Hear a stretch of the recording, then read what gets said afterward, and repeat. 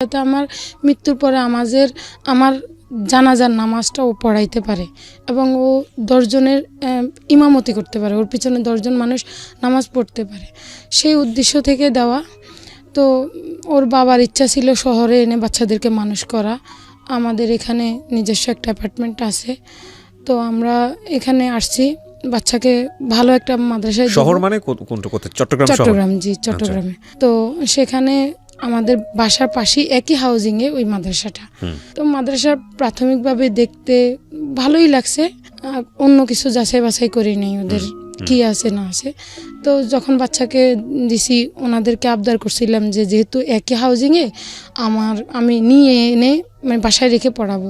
ওনারা বললো যে না, বাসায় রেখে পড়াইলে বাচ্চার পড়া হয় না। যেমন ওনারা এখানে কিছু কারণ দেখাইছে, সেটা হচ্ছে যে তাহাজ্জুদের নামাজটা পড়তে পারবে না, তাহাজ্জুদের নামাজের পরে যেই জিকিরটা হয়, যে দোয়াটা হয়, সেটাও অংশগ্রহণ করতে পারবে না। ফজরের পরে যে না মানে ওদের যেই তালিমটা হয় বা যে পড়ানোটা হয় সেটাও মিস করবে। বাসায় থাকলে দুষ্টামিটা বেশি শিখবে বা ইলেকট্রনিক্স মিডিয়াগুলা বা ফোন টোন এগুলো দেখলে পড়ার প্রতি ওর মনোযোগ নষ্ট হয়ে যাবে। তো ওনাদের কথা সন্তুষ্ট হয়ে আমার এই 7 বছরের বাচ্চাকে আমি মাদ্রাসায় রাখছি। বোর্ডিং 7 বছর বয়সে আপনি মাদ্রাসায় দেন? এটা তো আরো অনেক ছোটবেলায় দেয়। আমি যতটুকু জানি ওকে 2018 সালের 1 জানুয়ারিতে ভর্তি করেছি। আচ্ছা, তো এর আগে কি ও বাংলা মিডিয়ামে পড়তো? জি না, ওর আগে ও অন্য একটা মাদ্রাসা পড়তো, নুরানি বিভাগে পড়তো। মানে ওখানে হচ্ছে ওই যাওয়া আসা করে পড়তো। আচ্ছা, ওখানে হেফজো ছিল না? না, ওখানে হেফজো ছিল না, ওখানে বাংলা মিডিয়ামটার মতোই ছিল। তো এখানে দেওয়ার পরে বাচ্চা পড়তেছে, মোটামুটি ভালোই লাগতেছে। প্রায় 1.5 বছর হয়ে গেছে। বাচ্চার সব কিছু ঠিক ছিল, আমরাও সন্তুষ্ট ছিলাম দেখে আমি আমার আরেকটা বাচ্চা সেখানে সেই মাদ্রাসায় ভর্তি করছি। আচ্ছা, ওর বয়স কত? আমার মেজো বাচ্চার বয়স মানে ওকেও নুরানিতে ভর্তি করছি আর কি, প্লে বিভাগে। তো ভালোই চলতেছে, কিন্তু হঠাৎ করে লক্ষ্য করলাম অনেকগুলো অনিয়ম। যেমন বাচ্চাকে যখন পড়ানোর কথা হয়েছে তখন বলছে বাংলা মিডিয়ামটা ওনারা পড়াবে। তারপর যখন এটা নিয়ে প্রশ্ন করছি, বলে যে বাংলা মিডিয়ামটা পড়লে আরবিটা সহজেও ক্যাপচার করতে পারবে না। মেনে নিলাম। তারপরে দেখলাম কয়দিন পর পর শুধু হুজুর পাল্টাচ্ছে। ম্যাক্সিমাম গার্ডিয়ান এটা খেয়াল করতেছে এবং এটা নিয়ে বলতেছে এই মাদ্রাসা হুজুর থাকে না, কয়দিন পর পর হুজুর চেঞ্জ হয়।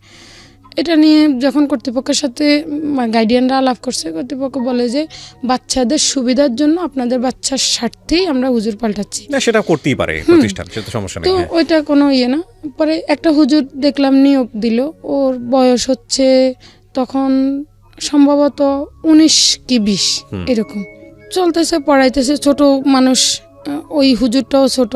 বাচ্চারা খুব সহজে মিশে গেছে, বাচ্চাদের সাথে বন্ধু বান্ধবের মতো আচরণ করছে, খুব ভালো আচরণ করতো ওই হুজুরটা। ভালো চলতেছে সব কিছু। হঠাৎ করে বাচ্চা দেখি খুব অ্যাবনর্মাল আচরণ শুরু করছে। বাচ্চা মাদ্রাসায় পড়বে না, গেলে খুব কান্নাকাটি করে, খাবার নিলে খায় না। আম্মু আমি মাদ্রাসায় পড়বো না, আম্মু আমি এই মাদ্রাসায় পড়বো না, এই মাদ্রাসা ছাড়া অন্য যে কোনো মাদ্রাসায় দাও, আমি সেখানে পড়বো, এখানে পড়বো না। বাবা কি সমস্যা বলো? বলে না, না বলে শুধু মেজাজ দেখায়, শুধু কান্না করে।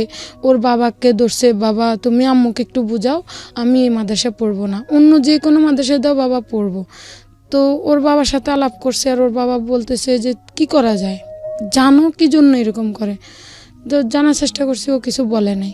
না বলাতে ওকে বুঝাইছি যে বাবা এটা আমাদের হাউজিংয়ে, আর আমার যেহেতু আরও 2টা ছোট বাচ্চা আছে, ওই বাচ্চাগুলাকেও আমাকে দেখতে হয়, আমার হাজব্যান্ড যেহেতু দেশের বাইরে। তো সব মিলে বাবা আম্মু তো দূরে কোথাও গেলে তোমার কোনো সুবিধা অসুবিধা হইলে দেখতে পারবে না, এখানে থাকো, কি সমস্যা বলো? বলে যে না কোনো সমস্যা না, আমি এখানে পড়বো না, আমার ভালো লাগে না এখানে ছাড়া অন্য যে কোনো মাদ্রাসায় দাও, আমি সেখানে পড়বো। এর মধ্যে মাঝে মাঝে দেখলাম ওর শরীরে কিছু আঘাতের চিহ্ন। যখন মায়ের দাগ দেখতাম তখন ওকে জিজ্ঞেস করলে ও কিছু বলতো না। যখন মাদ্রাসার প্রধান হুজুরকে জিজ্ঞেস করতাম, প্রধান হুজুর বলতো যে জিজ্ঞেস করতেছি হুজুরকে, ওই যেই হুজুর টর্চার করছে ওই হুজুরকে ডাকে জিজ্ঞেস করলে বলতো যে ও দাঁত ব্রাশ, ওর অভিযোগ ছিল ও দাঁত ব্রাশ করে না, ওর মুখ থেকে, ওর ফাইরিয়ার একটু সমস্যা আছে, ওর মুখ থেকে গন্ধ আসে, সেই কারণে ওকে এরকম টর্চার করছে। তো এরপরে যখন হুজুরকে জিজ্ঞেস করতাম, বলতাম, হুজুররা বলতো যে ধর্মের দোহাই দিয়ে যে মুসলমান এক মুসলমান আর এক মুসলমানের পাপ মানে অন্যায়টা লুকাইলে ভালো। আর আমরা যখন পড়ালেখা করছি তখন আমরা এর থেকে বেশি অত্যাচার সহ্য করে আমরা হাফেজ হয়েছি। অত্যাচার সহ্য না করলে সাকসেস হওয়া যায় না। কিন্তু ওকে আপনি জিজ্ঞেস করতেন না যে বাবা কে জি। মেরেছে, কেন মেরেছে? করতাম তো। ও তো ওই যে হুজুর ওকে বিভিন্ন ভয়ভীত, পরবর্তীতে ও কি এখন বলতো জানছি আপনাকে? ও ও কি- ও কিছু বলতো না। কিছু ও বলতো না। বলতো যে এগুলো একটু নোট করেন, কারণ আমি অনুষ্ঠানটাকে আজ কেমনভাবে প্রেজেন্ট করছি যাতে করে বাচ্চারাই অনুষ্ঠানটা দেখতে পারে, এবং প্রত্যেকটা বাচ্চারই অনুষ্ঠানটা দেখা উচিত, কারণ তোমাদের এখানে একটা অনেক বড় ভূমিকা আছে, সেটা আমি একেবারে অনুষ্ঠানের শেষে গিয়ে বলবো। হ্যাঁ, তো ওকে যখন এগুলো বলতাম ও কিচ্ছুই বলতো না, ও শুধু কান্না করতো আর আম্মু আমি মাদ্রাসায় পড়বো না, আমাকে অন্য যে কোনো মাদ্রাসায় দাও আম্মু, সেখানে পড়বো।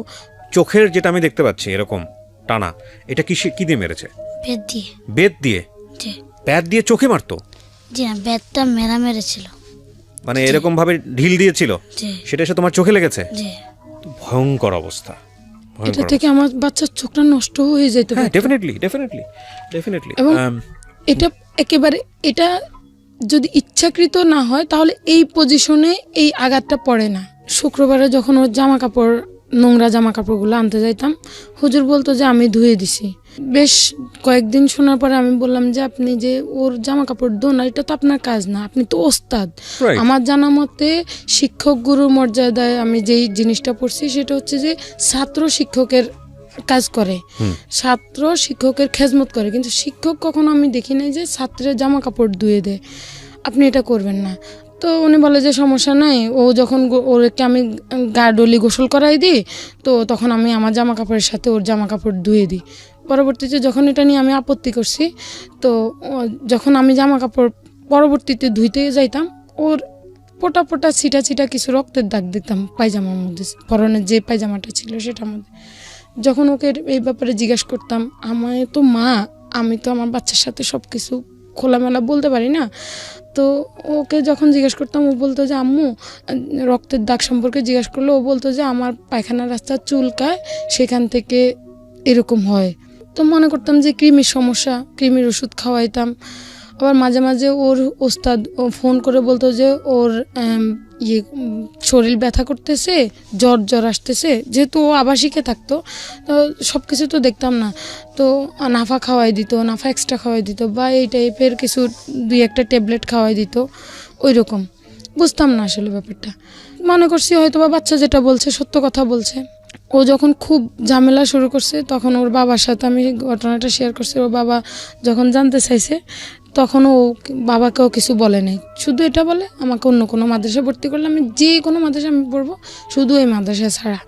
পরে একদিন ও বিকালবেলা নাস্তা নিয়ে গেছিলাম ওর জন্য, নাস্তা নিয়ে গেছিলাম, আর পরে ও আমাকে জড়াই ধরি খুব কান্না করতেছে, আম্মু তুমি আমাকে এই মাদ্রাসার থেকে নিয়ে যাও, না হলে আমি মরে যাব, আম্মু তুমি নিয়েই যাও আমাকে। তো কী হয়েছে বাবা? বলে যে আম্মু আমি তোমাকে অনেক বড় একটা কথা বলবো আম্মু, এখানে বললে আমাকে ওরা মেরে ফেলবে, আমাকে ওরা বাঁচতে দিবে না, আম্মু তুমি আমাকে বাসায় নিয়ে যাও, মাদ্রাসার থেকে নাম কেটে নিয়ে যাও। তখন আমি ওকে একেবারে এইভাবে জড়াই ধরে, খোলা মাঠ ছিল মাদ্রাসার সামনে, তো জড়াই ধরে আমি ওকে বললাম যে বাবা উপরের দিকে দেখাই, বললাম যে বাবা দেখো আকাশ অনেক বড়, সেখানে যেরকম আমরা মানুষ স্থান পাইছি সেরকম তোমার যত বড় কথা হোক বাবা, আম্মুর মনের মধ্যে সেটা জায়গা পাবে, তুমি বলো আম্মুকে। এরকম একেবারে জড়াই ধরে কোলে নিয়ে বলতেছি। পাশে কিছু গাইডিয়ান ছিল, ওরা শুনতেছে। ও কানে কানে চুপি চুপি বলতেছে যে আম্মু অনেক খারাপ একটা কাজ করছে, অনেক বড় একটা খারাপ কাজ করছে। তো বললাম যে বাবা কীরকম? বলে যে আমার সাথে খুব নোংরা একটা কাজ করছে আম্মু, তোমাকে বলতে পারবো না। ভাইয়া বিশ্বাস করেন তখন ওই মুহূর্তে মনে হয় যে আকাশটা আমার মাথার উপরে ভেঙে পড়ছে, আর আমার পায়ের নিচে যে মাটিগুলো আছে সবগুলো সরে গেছে। আমি কি শুনতেছি আমার বাচ্চার মুখে? তখন আমি বললাম যে কবে হয়েছে এই ঘটনা? বলে যে আম্মু আরও অনেক আগে, কিন্তু আমি তোমাকে ভয়ে বলতে পারিনি আম্মু। তো কিসের ভয় বাবা? বলে যে ওর বলছে আমি যদি তোমাকে বলি তাহলে ওই যে কল্লা কাটা আছে আমাকে আমার মাথা কেটে আলাদা করে ফেলবে, আমার শরীর আলাদা রাখবে, আমার বাবা তো আচ্ছা ঠিক বিদেশে আছে, থাকে। জি আমি আপনার কাছ থেকে শুনবো, তোমার সাথে গল্প করি কিছুক্ষণ। হ্যাঁ, তোমার সাথে প্রথম যেদিন এই ঘটনাটা ঘটে, মানে একদম প্রথম সবচেয়ে যে জঘন্য ঘটনাটার কথা তোমার আম্মা যেটা বললো, এটা তো তোমার সাথে অনেকবার হয়েছে না? তোমার আম্মুর কথা অনেকবার হয়েছে, তাই কি? আচ্ছা, প্রথম কিভাবে হয়েছিল ঘটনাটা মনে আছে? প্রথম একবার রুমে নিয়ে করছিল, হুজুরদের 2টা রুম আছে, একটা রুমে নিয়ে করছিল। নিয়মে কি ডেকে কি বলে তোমাকে, কি বলছিল? বলে যে আমি তোমাকে বাম লাগাই দিমু, এই করবো সেই করবো, এরকম করি বলায় এরকম করছে, আমার সাথে খারাপ কাজ করছে। বাম লাগাই দিবে মানে কেন? এর আগে ওকে দাঁড়ান, মারছে। বাম লাগাই দিবে কেন বাবা?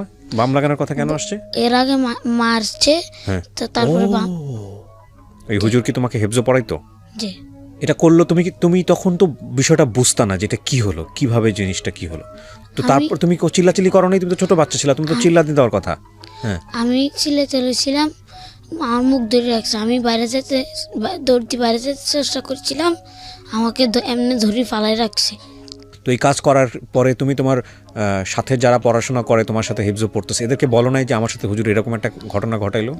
হ্যাঁ, হুজুর কাছে বলছিলাম, সে নিয়েও আমার সাথে এরকম খারাপ কাজ করবার চেষ্টা করছিল। প্রত্যেকদিন আমার সাথে হাসাহাসি করতো, আর আমাকে বলতো যে আয় বাথরুমে আয়, তোর গোসল করাই দিয়া। আমি না আমাকে টানি লয়ে যেত। আচ্ছা, তো তোমার সঙ্গে এটা হওয়ার পরে তুমি বাসায় এসে বললা না কেন? কি হয়েছে বাসায়? আমাকে বলেছিল যে তুই যদি বলস তাহলে তোর গলা কাটি এক জঙ্গলে নিয়ে ফালাই দিয়ে আসমু, তারপরে তোর বাবা তোর খুঁজতে থাকতো না, তোর আম্মু একলা একলা কিরবো। এই ঘটনা তোমার সাথে কয়বার হয়েছে? 10 থেকে 12 বার। তো 10 থেকে 12 বার হওয়ার পরে গিয়ে তুমি তোমার মাকে বললা যে আম্মা আমার সাথে এর চেয়েও বেশি খারাপ কাজ করছে, সেটা হলো এই কাজ। আগে কেন বলনি বাবা? আমাকে ভয় দেখাইছিল। 9 বছর বয়স ওর, খেয়াল রাখবেন 9 বছরের একটা বাচ্চার কাছ থেকে খুব বেশি লজিক্যাল অ্যাপ্রোচ আশা করাটা উচিত না। তো আপনাকে যখন বললো তারপর আপনি কি করলেন বলেন? উন্মাদ পাগলের মতো হয়ে গেছে। আমি কি করব, কার কাছে বলবো, কার কাছে শেয়ার করব? কারণ এই ঘটনাটা হয়তোবা অনেকে বিশ্বাস করবে, হয়তোবা অনেকে এটাকে বিশ্বাস করবে না। আমি পাগলের মতো হয়ে গেছি। পরে ওর বাবা ফোন দিছে আর ওর বাবাকে যখন কান্না শুনছে বললো যে কি জন্য কান্না করো। আমি বললাম যে ঘটনাটা এরকম হয়েছে। কি ভয়ঙ্কর একটা চিন্তা। বাবার জায়গা থেকে চিন্তা করেন, সে কাতারে থাকে, এত দূরে থাকে, সে কিছু করতে পারতেছে না। এই প্রবাসী একজন মানুষ, এরা কি পরিমাণ কষ্ট করে, কি ভয়ঙ্কর রকম টেনশন তার হওয়ার কথা, তাই না? এবং কতটা কষ্ট লাগতেছে তাকে, তাহলে তার বলেন তারপর। তো ও ওখান থেকে কান্না করতেছে, আমি এখান থেকে কান্না করতেছি, মানে কেউ কাউকে যে সান্ত্বনা দেব সেই ধরনের ভাষা আমাদের নেই। পরবর্তীতে ভাইয়া ও বললো যে আমার বাচ্চাকে আর 1 সেকেন্ডও সেখানে রাখবে না, আর আমার বাচ্চার সাথে কি হয়েছে তুমি এখন কোনো কিছু বলিও না, বললে ওরা আর আমার বাচ্চাকে দিবে না আমার কোলে, কারণ তুমি মহিলা মানুষ, আমার কোনো পুরুষ গার্ডিয়ান নাই, তোমাকে ওরা একটা কিছু করে আমার বাচ্চাটাকে মেরে ফেললে তো আমার শেষ সব। ওর বাবা বললো যে তুমি থানায় যাও, থানায় গিয়ে একটা মামলা করো। তো আমি থানায় গেলাম। কতদিন পরে গেলেন? ওই পরের দিনই গেলাম। পরের দিনই থানায় গেছেন? জি। কিছু ডকুমেন্টস আছে প্রিয় দর্শক এবং শ্রোতা, আমি ডকুমেন্টসগুলো আপনাদের জন্য এনেছি। আমি যেটা বলি যে আমাদের এই অনুষ্ঠানটি ইনভেস্টিগেটিভ অনুষ্ঠান না, আমরা প্রাথমিক যেসব ডকুমেন্টসগুলো হাতে পাই সেগুলোর বেসিসেই আমরা কথা বলি এখানে। তো সেই জায়গাটা থেকে আমরা যে ডকুমেন্টসগুলো হাতে পেয়েছি সেগুলোর জায়গা থেকে আমরা আজকের অনুষ্ঠানটা উপস্থাপন করছি, এবং থানায় যাওয়ার পরবর্তী যে ডকুমেন্টসগুলো সেগুলো আমরা আপনার ধারাবাহিকভাবে আপনাদেরকে বলবো। হ্যাঁ বলেন তারপর। তো থানায় যাওয়ার পরে ওনারা মামলা নিবে না। মামলা নিবে না? না, ওনারা মামলা নিবে না, কারণ এটা একটা ধর্মীয় প্রতিষ্ঠান, এটা একটা সেনসিটিভ ব্যাপার। ধর্মীয় প্রতিষ্ঠানের বিরুদ্ধে ওনারা মামলা নিবে না। আমার 3 দিন থানায় গেলাম, আমি 3 দিনে আমাকে ঘুরানো হচ্ছে যে এটা প্রাথমিকভাবে যদি সত্যতা না পায় তাহলে মামলা নিবে না। পরবর্তীতে যখন আমি ওসি স্যারের কাছে রিকোয়েস্ট করলাম যে স্যার আমার একটা মামলা নেন, মানে উনি জাস্ট আমাকে তিরস্কার করে বলতেছে আপনার একটা নিউজের মাধ্যমে আপনি পুরো বাংলাদেশকে পাল্টাই দিতে পারবেন। আমি বলছি স্যার আমি বাংলাদেশকে পাল্টাই দিতে পারবো না, কিন্তু আমার বাচ্চার সাথে যে অন্যায় হয়েছে আমি মনে করতেছি আমার বাচ্চা খুব অত্যাচার ভোগ করছে, সেটার আমি একটা শাস্তি চাই। ওকে। পরবর্তীতে উনি প্রাথমিক তদন্ত করার জন্য একজন সেখানে অফিসারকে পাঠাইছে মাদ্রাসায়, পাঠাই প্রাথমিক সত্যতা পাওয়ার পরে তারপরে উনি মামলাটা নিছে। আচ্ছা, ততদিনে যেই লোকটার কথা আপনি বলছেন বের করে দেওয়া হয়েছে। জি। আপনার সন্তানের সাথে ঘটেছে এই ঘটনা তারও 2 মাস আগে বা 1 মাস আগে, তাহলে তারপরেও ওসি সাহেব মামলাটা নিয়েছেন? জি। ওসি সাহেব যেটা করেছেন, প্রাথমিক তদন্ত করেছেন, মামলা নিয়েছেন, সেটা ঠিক আছে, তার জায়গা থেকে 100% কারেক্ট। সবচেয়ে বড় কথা হচ্ছে যে আপনি যেটা বললেন আইন তো সবার জন্য সমান। 3 মাস পরে 2 মাস পরে এটা প্রুফ করার যে জায়গাটা, মেডিকেল রিপোর্ট ছাড়া তো এদিক ওদিক কিচ্ছু নড়বে না। তখন আপনি কি করলেন ওই জায়গাটায়? আপনার নিজেরও কি মনে হয়নি যে অনেকখানি লেট হয়ে গেল, বা কি করা যেতে পারে? ভাইয়া আমি মনে করছিলাম যে আমার বাচ্চার সাথে যে অন্যায়টা হয়েছে সেটার একটা সুস্থ সঠিক রিপোর্ট আসবে। আচ্ছা, তারপরে আপনি কি করলেন? তারপরে ও থানা থেকে ওর একটা 22 ধারা জবানবন্দির জন্য কোর্টে পাঠানো হলো। আচ্ছা। আর একটা মেডিকেল করার জন্য মেডিকেলে পাঠানো হলো। 22 ধারা যে জবানবন্দি, সেটাতে তুমি ও শুধু একা ছিল না, সাথে আপনিও ছিলেন? ও একা ছিল, ওকে শুধু এলাও করছে, আমাকে এলাও করেনি। আপনাকে এলাও করেনি? অপ্রাপ্ত বয়স্ক হলে কোনো একজন অভিভাবকের সাথে থাকার কথা না? আমি সেটা জানি। আপনার লয়ার ছিল না ওই সময়? না। আপনি কোনো লয়ার নিয়োগ দেননি? জানি না থানার প্রসেসটা কি। থানা প্রসেস তো পরের বিষয়। আপনি যখনই মামলা করলেন তখন তো আপনাকে একজন লয়ার নিয়োগ? না, আমি যখন মামলা করছি, যেদিন মামলা করছি ওই দিনে আমাকে 22 ধারা আমার বাচ্চার 22 ধরা জবানবন্দির জন্য পাঠাইছে কোর্টে। আচ্ছা। আমি কিন্তু তখনও জানতাম না যে আইন কি বলে বা আমার একজন উকিল ধরা লাগবে, সেটা আমি জানতাম না। আচ্ছা, এই নোটগুলো, এই পয়েন্টগুলো একটু খেয়াল রাখবেন, কজ বাংলাদেশে এই রেপ যে ব্যাপারটা, চিন্তা করে দেখুন, ঢাকা বিশ্ববিদ্যালয়ের পড়ুয়া একটা মেয়ে, সে তার ক্যাম্পাসে নিরাপদ না। আমি মানে আজকের এই যে জীবন গল্পটা, সেটা কোনো প্রতিষ্ঠানের বিরুদ্ধে নয়, সেটা কোনো ধর্মীয় জায়গা থেকে কারো দিকে কটাক্ষ করা নয়, বরং আমরা বলতে চাচ্ছি এই জায়গাটাই যে পাষণ্ড বর্বর অমানুষ কিংবা শয়তানরূপী মানুষ সেটা যে কোনো জায়গাতেই থাকতে পারে, সে যে লেবাসেই থাকুক না কেন, যাই হোক না কেন, তাকে বিচারের আওতায় আনতে হবে, আইনের আওতায় আনতে হবে, এবং সেখানে সব শ্রেণীর মানুষদেরকে সহযোগিতা করতে হবে। যাই হোক, আমরা আরেকটু সামনের দিকে আগাতে চাই। তো কি হলো, মামলা করার পরে কি দাঁড়ালো একটু বলেন তো? মামলা করার পরে আয়ু আমার সাথে মানে আর যোগাযোগ করতেছে না। আসামির অবস্থান বা আসামি অ্যারেস্ট হয়েছে কিনা, আমার একটাই আসামি, সেটা অ্যারেস্ট হয়েছে কিনা সেটাও জানতে পারি নাই, মেডিকেল রিপোর্ট আসছে কিনা সেটাও জানতে পারি নাই। তো যখন এইরকম অসহযোগিতা পাইছি, আমার মামলাটা হয়েছে 5/9/2019-এ। তো প্রায় 1.5 মাস অপেক্ষা করে 20/10/2019-এ আমি থানায় গেলাম। থানায় গিয়ে ওসি স্যারের কাছে গেলাম। যখন ওনাকে জিজ্ঞাসা করছি, উনি আমাকে বলতেছে যে আপনি মেডিকেল রিপোর্ট দিয়ে কি করবেন, সেটা তো আপনার কোনো কাজ নেই, এটা আমাদের দরকার, আমরা আনবো। তারপরে হচ্ছে আসামির কথা জিজ্ঞাসা করছি, আর উনি বলে যে আসামি তো পলাতক, ও দেশের বাড়ি ময়মনসিংহ, আমি সেখানে ঠিকানা ভেরিফিকেশন করছি, ঠিকানা ঠিক আছে, আমরা খবর লাগাইছি ওকে খোঁজার। যদি আপনার কাছে, উনি উল্টা আমাকে প্রস্তাব দিল, যদি আপনার কাছে কোনো রকম আসামির অবস্থান সম্পর্কে জানেন কোথাও, তাহলে আপনি আমাদেরকে বলিয়েন, জানেন। আচ্ছা, আমি কয়েকটা প্রশ্ন করি আপনাকে। আপনি আসামিকে এখন পর্যন্ত ধরাতে পারেননি? জি না। 1 2 নম্বর হচ্ছে যে আপনার বাচ্চার স্কুলের কি অবস্থা, মানে পড়াশোনার কি অবস্থা? ওর পড়ালেখা, শুধু ওর না, আমার 3টা বাচ্চাই স্কুলে যাওয়ার উপযুক্ত। একটা বাচ্চা ভর্তি করায় না, কিন্তু 2টা বাচ্চা তো ওই মাদ্রাসায় পড়তো। ওই ঘটনার পর থেকে আমার 2টা বাচ্চা, মূলত আমার সবগুলো বাচ্চার লেখাপড়া বন্ধ। আমার বাচ্চাদের লেখাপড়া বন্ধ, আমার বাচ্চাদের জীবনে কোনো নিরাপত্তা নেই। তো যাই হোক, আমি আসলে যেটা বুঝতে পারছি যে আপনার এই চার্জশিট বা সমস্ত কিছু দেখে, যেটা আমি বলি মেডিকেলি এখানে নেগেটিভ বলেছে 1 2 নম্বর যেটা, সেটা হচ্ছে যে মেডিকেলি যে নেগেটিভ বলেছে সেটার পিছনে আমার কাছে যেটা মনে হয়, আমার ক্ষুদ্র জ্ঞানে, যে অনেক বড় একটা কারণও আছে, কারণ অনেক দেরি হয়ে গেছে, সে কারণেও হতে পারে।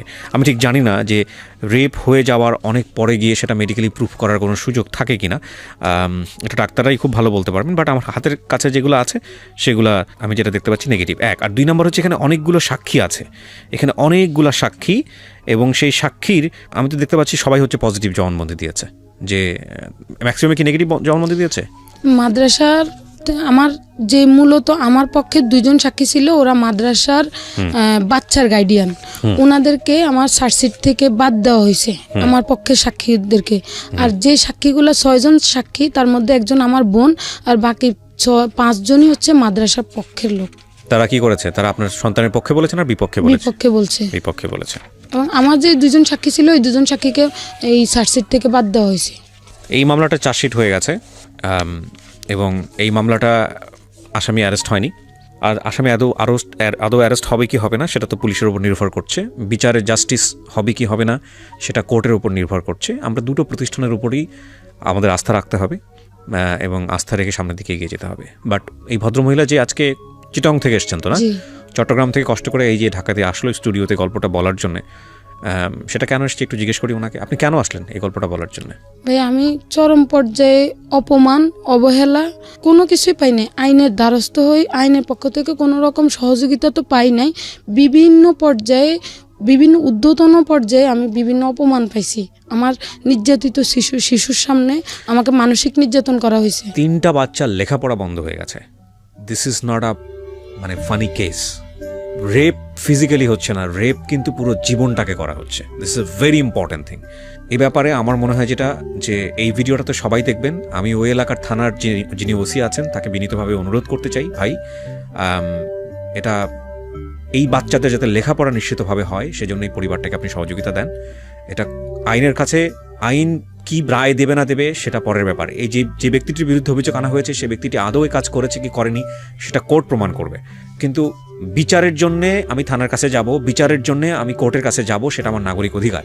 সেই কাজটি করার ফলে যদি আমার সামাজিক সমস্যা হয়, সেটাও কিন্তু রাষ্ট্রীয় দায়িত্বের মধ্যেই পড়ে, যাতে করে সামাজিক সমস্যা না হয়। ততটুকু এনশিওরিটি, ততটুকু নিশ্চয়তা আপনারা দেবেন, এটা আপনাদের কাছে আমাদের বিনীত অনুরোধ। আর আমি শুধু আপনাদের শেষে দুটো কথা বলতে চাই যে আজকে বাচ্চা যারা আছে তারাও এই ভিডিওটা দেখবে। তোমাদের সবাইকে বলি একটা জিনিস, সেটা হচ্ছে এটা গোপন করার মতো কোনো বিষয় না।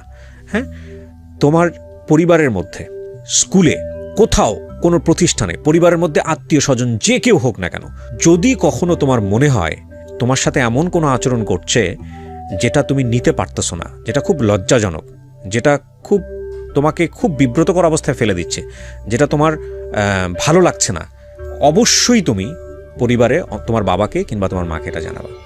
পরিবারের সেই সদস্যটাকে তার অতি দ্রুত জানাবা, যাতে করে একটা ব্যবস্থা নেওয়া সম্ভব হয়। নইলে কি হবে জানো, তোমার সাথে এরকম অন্যায় করছে, এরপর তোমার বন্ধুর সাথে করবে, তোমার বান্ধবীর সাথে করবে, আরেকজনের সাথে করবে। তোমরা যদি মুখ বন্ধ করে থাকো, একের পর এক এই ঘটনা ঘটতেই থাকবে। সুতরাং তোমরা অবশ্যই এটা জানাবে। শেষ হলো এখানে আমরা যার গল্প আজকে শুনলাম, আমরা নাম পরিচয় সমস্ত কিছু গোপন রেখেই গল্পটা এখানে প্রচার করেছি। প্রিয় শ্রোতা, এই পর্যায়ে আরেকটি গল্প আপনাদের সামনে হাজির করতে যাচ্ছি, যেই গল্পটি অন্যরকম একটা প্রশান্তির মধ্য দিয়ে আপনাদেরকে নিয়ে যাবে। একই সাথে আমার আর্জি আছে আপনাদের সবার প্রতি, শেষ পর্যন্ত আপনারা মনোযোগ দিয়ে শুনবেন। জি, নামটা বলুন প্রথমে। আমার নামটা ওয়াসিম। ওয়াসিম, বয়স কত আপনার এখন? বয়স 36 বছর। 36 বছর চলছে। চলেন শুরু করি, ছোটবেলা থেকে যেখান থেকে মনে আছে বলেন, গল্পটা বলেন, আমাকে বলেন। আমি যখন নাকি হইলাম, আমার আব্বা ভালো সুস্থ। তারপর আমার 2 বছর পর আরেকটা ভাই হয়েছে, তারপরও সুস্থ। ভাইটা হওয়ার আমার বছরখানি হইলো, তখন আমার আব্বা অসুস্থ হয়ে গেল, মানে ঠিক মতন কাজ করতে পারে না। কি করতো আপনার বাবা? আমার আব্বা ওই তাঁতের কাজ করতো। আপনার জন্ম জেলা কোথায়? আমার জেলা নারায়ণগঞ্জ, থানা 2500। 2500, এখানেই আপনার আদি স্থানীয়? আমার দাদা বাবার বাড়ি ওইখানেই। আচ্ছা আচ্ছা, তাঁতের কাজ করতো আপনার বাবা, মানে তাঁতি ছিলেন? তাঁতি ছিলেন। তখন উনি অসুখ আরম্ভ হয়ে যায়, তখন উনি কাজ করতে পারে না। আমার বয়স 3, আমার বাইরের বয়স 1। তারপর অনেক দুজন, বাপ মা 2 জন, আমরা ভাই 2 জন, 4 জন। এখন আব্বা কাজ করতে পারে না, কি করব? তারপর আমার আম্মা মানুষের বাড়িতে কাজ করে। দিন যাবত এমনি এমনি এমনি এমনি কাটতেছে, মানুষের বাড়িতে কাজ করে। কাজ করার পরে মনে করেন সারাদিন মানুষের এই ধান ভাড়া বাঁধে না, ওই ধান ভাড়া বান্ধা রাত্রে 2 ভাত আনে বা 2 চাউল দেয়, ওটা নিয়ে আমাদের খায়। তখন মানে আপনার বাবা ঘরে বসে পড়া, মানে একদিন কাজ করলে উনি আর করতেই পারে না, একদিন কাজ করলে ওনার অসুস্থ আর বেশি বাইরে যায়। তারপরে মা বলে, থাক আপনার কাজ করেন না। আমি যেহেতু আমার জানো তো বালা, মানুষের বাড়িতে কাজ করেই আমি আপনার পলয় তালাল মাল সে নইব, আমার আর তো অভাব থাকবে না। তখন মানে ছেলে দুটো বড় হবে, আমার তখন আর অভাব থাকবে না, আমি মানুষের বাড়িতে কাজ করে আমি আপনারা খাবো, ছেলে দুটো দিয়ে আল্লাহকে মানুষ করা জানি, আল্লাহ বাসা রাখলি চল, এটা আমার মা বললো। তারপরে এরকম ভাবে চলতেছে। তখন আমার আস্তে মানুষ 5 বছরের মানুষ স্কুলে যায়, তখন আমি স্কুলে যাওয়ার চিন্তা ভাবনা, মানে যাইতাম, দেখুন যাইতে পারতাম না। যাইতাম স্কুলে গেলে আপনার মানুষ ওই অন্য ব্লগের পোলাবাইতে হারা, ওই টাইমে তো 1 টাকা 2 টাকা অনেক দাম ছিল, ওদের বাপায় 2টা টাকা দিত। তা আমি মনে করেন যে ওই টাইমে তো বাপায় দিতে পারে নাই, মায়ের মানুষের জায়গায় কাজ করছে, একটা পোলাপাইতে পিন্দা ওই যে পুরান হাফ প্যান্ট শার্ট থাকে না, প্যান্ট, ওগুলা দিয়ে দিতে আমি ওগুলা পিনতাম। মানে মায় কাজ করে খাওয়াবো না, আমাদেরকে জামা কাপড় পিন্দাতে পারে না। তখন স্কুলে প্রায় সপ্তাহখানি গেছি, তখন মানুষে মারে, পোলাবাইতে মারে, তো মারে, আমি বাইতে মা মানুষে না পোলাবাইতে না আমার মারে। তখন বাবা আমার তো মারবে, আমরা মানুষের কাজ করে খাই, তোরা কি হ্যাঁ একটা যোগ্য থাকলে মানুষের তোরা ঘিন্না তোরে মারবই। মা গেল তো স্কুলে যাইস। তারপর আমি নিজের কাছে ওইটামও একটা ঘিন লাগছে। আজকে আমার বাপ অসুস্থ দেখিয়া মায়ের মানুষের কাজ করে দেখে তো আমার হারা মাইরা বইকে সারতে পারে। আজকে তো তোমার স্বাবলম্বন থাকতো, তাহলে আমার মারতেও পারতো না, গালি দিতেও পারতো না। তখন স্কুলে আমি আর যাই না, বই মা জায়গা বাড়িতে কাজ করে, হ্যাঁ মাল লগল হয়ে গিয়া ওই একবার বসে থাকি। তো মা সারাদিন কাজ করে, আবার আইসা পড়ি। জন্য আমার 7 বছর বয়স হইলো। 7 বছর বয়স হইলে বলে তো একটু উঠতে নিয়ে সাবলম্বন করছি। তখন মায়ের বললাম, মা তুমি তো বহুত কষ্ট করতেছ, এত কষ্ট মানুষ দেখি না করতে, আমি কথা কিছু বুঝি। তখন তুই কী করতেছ? আমি এখানে কাজ যাবো গা। কী কাজ? আমি এই 2-3টা গরু সরু ফালমু, বা নিজের পেটটা চললো, তো তোমার কষ্ট রকম করতে হইব। এবার আমি ছোটোবেলাতে অনেক মানে ভালো মানে বুঝ দিতাম, কষ্ট করে বুঝ দিতাম। তখন মা কয়, আরে বাবা যাইস না, আমি দরকার ভিক্ষা করে খাওয়ামো, কিন্তু মানুষের বাড়ি কাজ আমি করি, বুঝি, কত কথা কয়। তারপরে মার অবাধ্যই আমি কাজে গেছি। ওইখানে গিয়া প্রথম গিয়া দিই 3টা গরু। কার বাড়িতে গেলেন কাজে? আমাদের পাশের এক ফুফুর বাড়িতে। মানে আচ্ছা, কোন ক্লাসে পড়তেন ওই সময় আপনি? ওই যে মানে পড়ি না, ওগুলো ক্লাস 1-এ শুডু ওয়ান না, আগে সুডান ছিল, আচ্ছা সুডান পরে 1-এ ভর্তি হয়। ওইটা মাত্র গেছি, পোলাদের সাথে আসতাম যাইতাম। আচ্ছা আচ্ছা ঠিক আছে, ওদের বাড়িতে গেলাম। এমন অনেকজন লোক কয়, আমি ভাই আমার একটা কামড় দিয়া দে। কাকা কইতাম, কাকা আমার কামড় দিয়া দেন, আমি না কষ্ট করি, ঠিক মতো পেট ভরে ভাত খাইতে পারি না। মানুষের বাড়িতে কাজ করলো তো তোকে ভাত পেট ভরে খাইতে পারি, যাবি? আমি কে হ। তখন পাড়া বসে এক ফুফু একবার নিচে গিয়া 3টা গরু, 2টা, একটা গাই, একটা বাচ্চা আর একটা ষাঁড় গরু, মানে 3টা গরু। তখন আমি গেছি একবার কাজ করি। যখন আমি কাজ করি করি করি ভালো ভালো কাজ করি, তখন ওরা গরু আর 2টা আনছে, আর 2টা গরু আনছে, 5টা গরু। একদিন আমি সহেদে গরু লয়ে গেছি, গরু যাওয়ার পর একটা গরু আপনার কোরসা দিয়ে সুইটাইতে গিয়া কই যে গেছে, আমি তো ছোটো, আমি কোনো বুঝতে পারি নাই। আমি গরু কোরসা দিয়া ওই গাছতলায় এসে বসে থাকি। তখন তো গরু সুইটা থাকে, বাইতাইছি, আগে কান্দাসকে আমি কি মন একটা গরু সুইটা গেছে, আমি বাইতাছি না। তখন আমার এমন মায়ের দিছে, করার মতো না, ইচ্ছা মতো মারছে, মানে আমক গালিগুলো বাসা। তারপরও কাজ করি, মনে করি মায়ের তো কষ্ট করে কাজ করে খাওয়ায়, মায়ের খাই ওই কাম করতাছি। কি দিত আপনারে ওই কাজ করলে ওখানে? কিচ্ছু দিত না, শুধু খালি দুগা ভাত দিতে খাওয়াইতে দূরে, কোনো কিছু দিত না। আর এই পোশাক দিত বছরে, ঈদ আইলে, এমনি আর কিচ্ছু না। তখন আপনার তারপরও যাই না। তারা 5টা গরু আনার পরে আমার বললো কয় তুই এক কাম করি, গরু তো 5টা, প্রতিদিন সকালে ঘুমে তুইটে গিয়া 1 বস্তা ঘাস কাটবি। এই গল্পটা শুরু হয়ে গেছে, এখানে শুধু একটা কথা বলি, মানে আমার যদি সুযোগ থাকতো, মানে আমার যদি এরকম হতো যে না আমার হাতে এটা আছে, তাহলে আজকের এই গল্পটা পরিবারের সব বড় ছেলেদেরকে আমি শোনাতে বাধ্য করতাম। ইনফ্যাক্ট মানে যদি আমার হাতে সুযোগ থাকতো, তাহলে আপনি বুঝতেই পারছেন এই গল্পের ইম্পর্টেন্সটা কতটুকু। মানে সব সন্তানদেরকে আমি বাধ্য করতাম এই গল্পটা শোনার জন্য। চলেন বলেন, তারপর গরু নিয়ে বলছিলেন। হ্যাঁ, তারপর ঘাস কাটছি একদিন, ওই দিন পরের দিনে মানে বৃহস্পতিবার দিন গরু কিনছে, শুক্রবার সকাল থেকে ঘাস কাটি। একদিন রাতে এমন জ্বর, তো ঘাস তো কোনো সময় কাটি নাই, 1 বছর যাবৎ গেল, 3টা গরু ফেলছি। 1 বছর পরে গিয়া 2টা গরু বাড়াইলো। তো ঘাস কাটার পরে এমন জ্বর আইছে, রাত্রে আপনার ভোর রাত্রে ওরা লাগে, ওইটা গরুর গোয়াল ঘর এগুলি পরিষ্কার করানো লাগে, গোবরটা ফালাইয়া পরিষ্কার, গরু মুর বাইরে পানি খাওয়ানো লাগে। তো ওই দিন উঠতে পারি না, ওই দিন অনেক মায়ের দিন করছে, জানতাম বাসা। তখন আমি বললাম, দেখেন আজকে গরিব হয়েছি, পেটের দায়, কিন্তু আপনার যদি আমার বাচ্চা এরকম যদি অত্যাচার করেন, তাহলে আপনাকে আল্লাহ সইবে না। আমি বুঝো না, আমার বয়স মাত্র আপনাকে 7 বছর আছে, 1 বছর হয়েছে 8 বছর। তখন ওই মহিলাটা ভালো ছিল, মহিলা থাও কর সামনে দিয়ে মনে হতো না। আমি কন মনে হইলে কেমন হইব, ফুফা যদি মন করে কেমনে কাজ করবো, অনেক গালিগালাজ করে, আরও তো মানুষের কাজ করে, হারা তো কয় তুই যে কাজ করস, এরকম কোনো কামলা 10,000 টাকা দিয়ে কামলা রাখলে তো কাজ করবো না, তুই যে কাজ করস। আমি ভাই কী করবো, গরিব বসে তো কাজ করে খাইতে হইব। যদি আজকে ভাবে সুস্থ থাকতো, তাহলে তো আমার ইমান পরিশ্রম করতে হইতো না, মার বাসা বাড়িতে কাজ করতে হইতো না। তাই এইটা বুঝা ভাই আমি কাজ করতেছি না, কয় কি। তখন আর গিন মারে, এবার আরেক জায়গায় কাজ নাই, ওখানে দেখ গিয়া আমি কেন শিরফত মাইছে এখনই থাই। তারপর পরে প্রতিদিন সকালে ঘাস কেটে পানি খাদা বইরা পানি দেওয়া লাগে। আবার কয় প্রতিদিন সন্ধ্যাবেলা গরু আইন না, আশেপাশে যে বাড়ি আছে করতে ফ্যান বাতের মার তোকে আইন না গরু খাদার মাঝে রাখতে হয়। যাই হোক এডিও করি, এডি করার পরে তারপরে রয়েছি, এত কিছু পরে রয়েছি। তারপরে একটা মেয়ে হয়েছে, তখন মেয়ে হওয়ার পরে আপনার এই প্রস্রাব করে পায়খানা করে যে ডোমা গেলে ওরই দোস্ত আমার দোয়াইতো। তখন আমি সহ্য করতে পারলাম না, এমনি আরো বছর দিক গেল তখন আমি আর সহ্য করতে পারি না। তখন আমি ভাইতালাম, মা আমি কাজ করে দুঃখ নাই, কিন্তু লাস্টে আমার দেহারা আমারে এই যে একটা মাই হয়েছে, মাইয়ার প্রস্রাব পায়খানার ডোমাটা আমি আমার পুষ্কুনি থেকে দোয়া নেই শীতের মধ্যে। তখন মাইকু লাইফর, তখন কয়েছে 3 বছর থাকলে আমার কিছু টাকা দিব, ওই জন্য কাজ করে গেলাম। কোথায় 5,000 টাকা দিব মোটায়, 3 বছর কাজ করলে আমি 5 টাকা 1 মোটাকে অনেক কিছু করান যায় ওই টাইমে। তখন 3 বছর শেষ করে আইছি, বাড়িতে আইসি, মার কাছে বইলা আই পড়ছি। তখন আসছি আমাদের মসজিদের এক ইমাম সাহেব, ওনার বাড়ি বরিশাল। তো কান্তাছি বাড়িতে কান্তাছি, তখন উনি আমাকে বাড়িতে যায়, পাশে মসজিদ আর কি। কিরে আসিম কান্দসকে, তখন মাকে হুজুর ইমন হ্যাঁ না করে তো না করছে কামড়ে তো হ্যাঁ কাছে গেছে, গরু ভালো লাগে কাছে গেছে, আর ফুফু গো ভাই ও সেই বাড়ি আর ফুফু গো ভাই কাছে গেছে। তখন কি কয় অনেক অত্যাচার করতেছে, হ্যাঁ রে এখানে থাকবো না। তখন হুজুরে বললো, আসিম তুই এক কাজ কর, তুই আমার লগে ল। তখন মাইক না পোলা থাকতে পারতো না, তখন আমি তোমার সারা হইতে আমি থাকি 3 বছর থাকেছি, তখন 10 বছর হয়ে গেছে থাকতাম না কে। তখন হুজুরে নিল বরিশাল, পটুয়াখালী বরিশাল? জেলা। হ্যাঁ, নারায়ণগঞ্জ থেকে বরিশালে বরিশাল গেছি, আচ্ছা পটুয়াখালী জেলা। ওই এলাকার নাম মনে আছে, 10 মিনা গ্রাম, 10 মিনা থানা, লক্ষ্মীপুর গ্রাম, হুম পটুয়াখালী জেলা। তখন ওইখানে আরেকটা বাচ্চা 10 আমার মতোই আরেকটা আছে, রাখাল হয় মহিষী ফেলে, হ্যাঁ আবার আত্মীয় হুম জায়গা বাড়িতে গেছে, এগো বাঁচতে লাগে। হুম তখন ওইখানে খুব ভালো, ওইখানে কাজকর্ম করতেছি, খুব আনন্দ দেয়।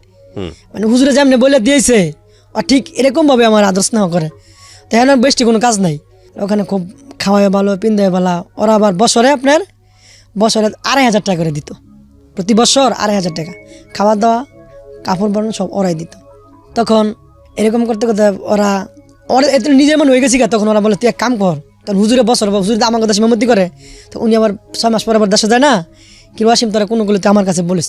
আমি করি না হুজুর, ওরা আমার অনেক ভালো করে, অনেক কি করে। কিন্তু কাজ করি, সকালে আপনার নাস্তা খেয়ে যাই, দুপুরে ভাত নিয়ে যাই, এই চরের মধ্যে মোষ নিয়ে যাই, 13-12টা মোষ, 2 মানুষেরাই। তো মোষের পিছিয়ে তো ঘোরা লাগে না, মোষ থুইয়া বা খালে নামিয়া থাকে, নদীর ধারে নামিয়া থাকে, আমরা বসে থাকি। আবার বিকাল টাইমে আসরের পর আবার সুন্দর বাইতে পড়ি। মানে মোষ চড়াতে না? হ্যাঁ হ্যাঁ, মোষ রাখতাম, বরিশাল গিয়ে মোষ রাখতাম। তখন ওইখানে আবার গোয়াল করে বাইন্দা সুন্দর রাতে আরামসে ঘুমাইতাম। ওইখানে দিন যেমন করছে ভালো, 7 বছর। তখন এর মধ্যে একজন বললো তুই আমার দেশ থেকে তুই যাবি না। আমি কি আজীবন কি আমার দেশ থাকতে পারবো? আমার বাড়ি হলো ঢাকা ডিস্ট্রিক্ট, আমি কি থাকতে পারবো? কয় না, তোরা তুই কাজকর্ম করছো ভালো। আমি দেখেন, আমি এমন একটা নিজের আত্মীয়র বাড়িতে কাজ করছি, আমাদের দেশে এত অত্যাচার করতো, মুখের ভাষা নাই, ঠিক মতো খাওয়ানো দেয় নাই। আর আপনারা আমাদের কোনো দেশের না, কোনো রক্তের না, কোনো কিচ্ছু না, আপনারা আমার এত এত আপন করে নিলেন, আমার কাছে এটা আমি আলহামদুলিল্লাহ। আমি বলতেছি, ওরা কয় তা আছে তো তাই দেশ না। তখন 7 বছর কেটে গেল ওইখানেই, বছরে বছরে আমাদের হুজুরেতে যায়, হুজুরের থেকে টাকা আমি দিয়ে দিই। আমি আইও নাই, বাইতে আই না। আমি 7 বছর একদিন খেলাইছিলাম, একদিন আসছি। তখন 7 বছর লাস্ট পরে বাড়ি থেকে খবর গেছে আমার ভাইডার, ছোট যে ভাইডার, ওর আপনার ক্যান্সার হয়েছে।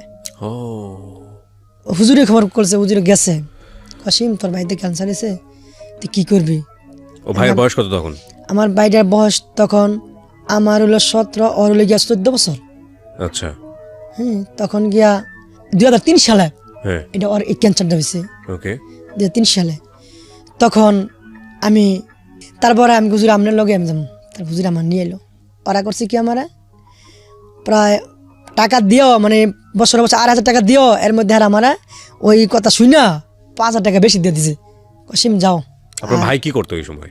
ওটা আমার মা মানুষের বাসায় বাড়িতে কাজ করতো। আপনার মা মানুষের বাসায় কাজ হ্যাঁ, করতো? বাড়িতে। আপনার যে ভাইয়ের ক্যান্সার ধরা পড়লো ও কি করতো? ও ছোট, তখন ওই আপনার মানুষের অনেকে সুতা পারে না, এই কাপড়ের সুতার কাজ করতো। আচ্ছা, ওই কাপড়ের সুতার কাজ করতো। আপনার বাবা তখন ঘরে বসা? ঘরে বসা, হ্যাঁ, একদম ঘরে বসা। 2 ভাই আপনারা 2 তখন? ভাই। আচ্ছা, তারপর? 2 ভাই। ও তার মধ্যে একটা কথা রয়েছে তো, আবার একটা বোনও ছিল তো আমার। ওই সময় একটা বোন হয়েছে? হ্যাঁ হ্যাঁ হ্যাঁ। বোন সবার ছোট? বোন সবার ছোট। আচ্ছা। বোন সবার ছোট, বোনের কথা বলি নাই, বোন সবার ছোট। এই বাদে কাজ করতো আতলারাইয়া।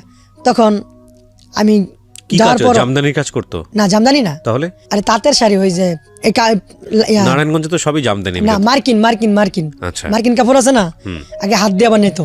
আচ্ছা আচ্ছা, এমনি বানাইতো। ওকে। তারপরে কষ্ট দেখতেছে, ঠিক মতন মা কাজ করে, মানুষের বাড়িতে কাজ করতে করে, দিলে খাই না দিলে খাই না। তখন আমি কান্তাছি, এরকম বাড়ি পাশে বইয়া কান্তাছি। এইটা 2003 সালে ওর অসুখ, এইটা আমি কান্তাছি।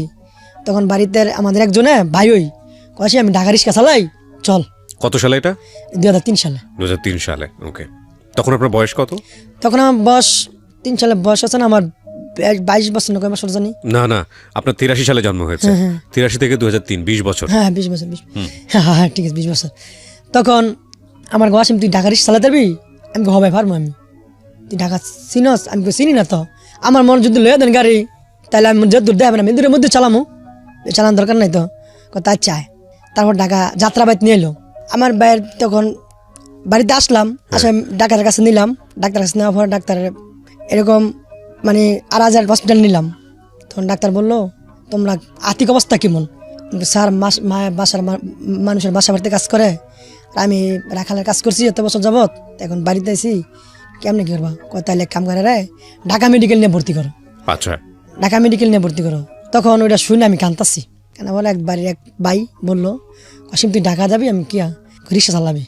ওই সময় বললি? ওই সময় আপনি কি জানতেন কিসের ক্যান্সার? হ্যাঁ হ্যাঁ, শরীরে কিসের ক্যান্সার হয়েছে? ক্যান্সার তো বিভিন্ন রকমের। ওর ব্রেন ক্যান্সার ছিল। আচ্ছা। তারপরে আপনার ওইখানে রিক্সা চালাইয়া বাড়িতে প্রতিদিন চালাইছি রিক্সা, চালানোর পরে জমা দিয়া আপনার 220 টাকা বাড়িতে নিছি। তো মা অনেক প্রথম দিন রিক্সা চালালেন? হ্যাঁ প্রথম দিন রিক্সা হ্যাঁ, চালালেন? প্রথম দিন রিক্সা চালাই। আপনার দলপুরতে যাত্রাবাদ সুতি খালপার, মানে এতটুকুর ভিতরেই, অন্যখানে চিনি না, বাইরে হই না। তাই আমার দেয়া দিছে এতটুকুই ঘুরবি, মানে ওইখানে আই জায়গার চিন্তা করে বেশি যাইস না। তাই ঠিক আছে, ওইটুকুই চালাইতেছি। তারপর বাড়িতে নিয়ে গেলাম, পরে মেডিকেলে নেওয়া লাগবো বাইরে।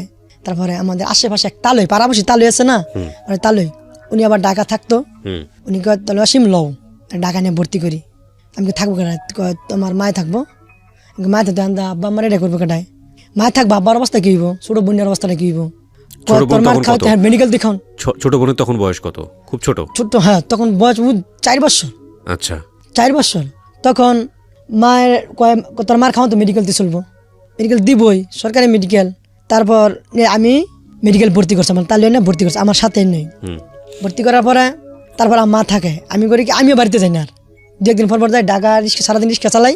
ওই এতটুকুর ভিতরেই রাত্রে গিয়া ঢাকা মেডিকেল বারিন্দার ভিতরে গিয়া একটা ইট দিয়া রাত্রে কাটাইলাই। তো বাড়িতে ভাড়া দিয়ে আবার যাবো, আওয়াজ 50 টাকা ভাড়া, 40 টাকা ভাড়া লাগে, 2500 যাত্রা বাড়ি থেকে। ওই টাইমে কম টাকা ভাড়া ছিল। তখন ডাক্তার বললো তোমার বাইরে অপারেশন করতে হবে। আমি বলি স্যার তাইলে অপারেশন করবো, আমি তো কিছু বুঝি না, তাইলে যাই ভর্তি করছে ওরে আনি।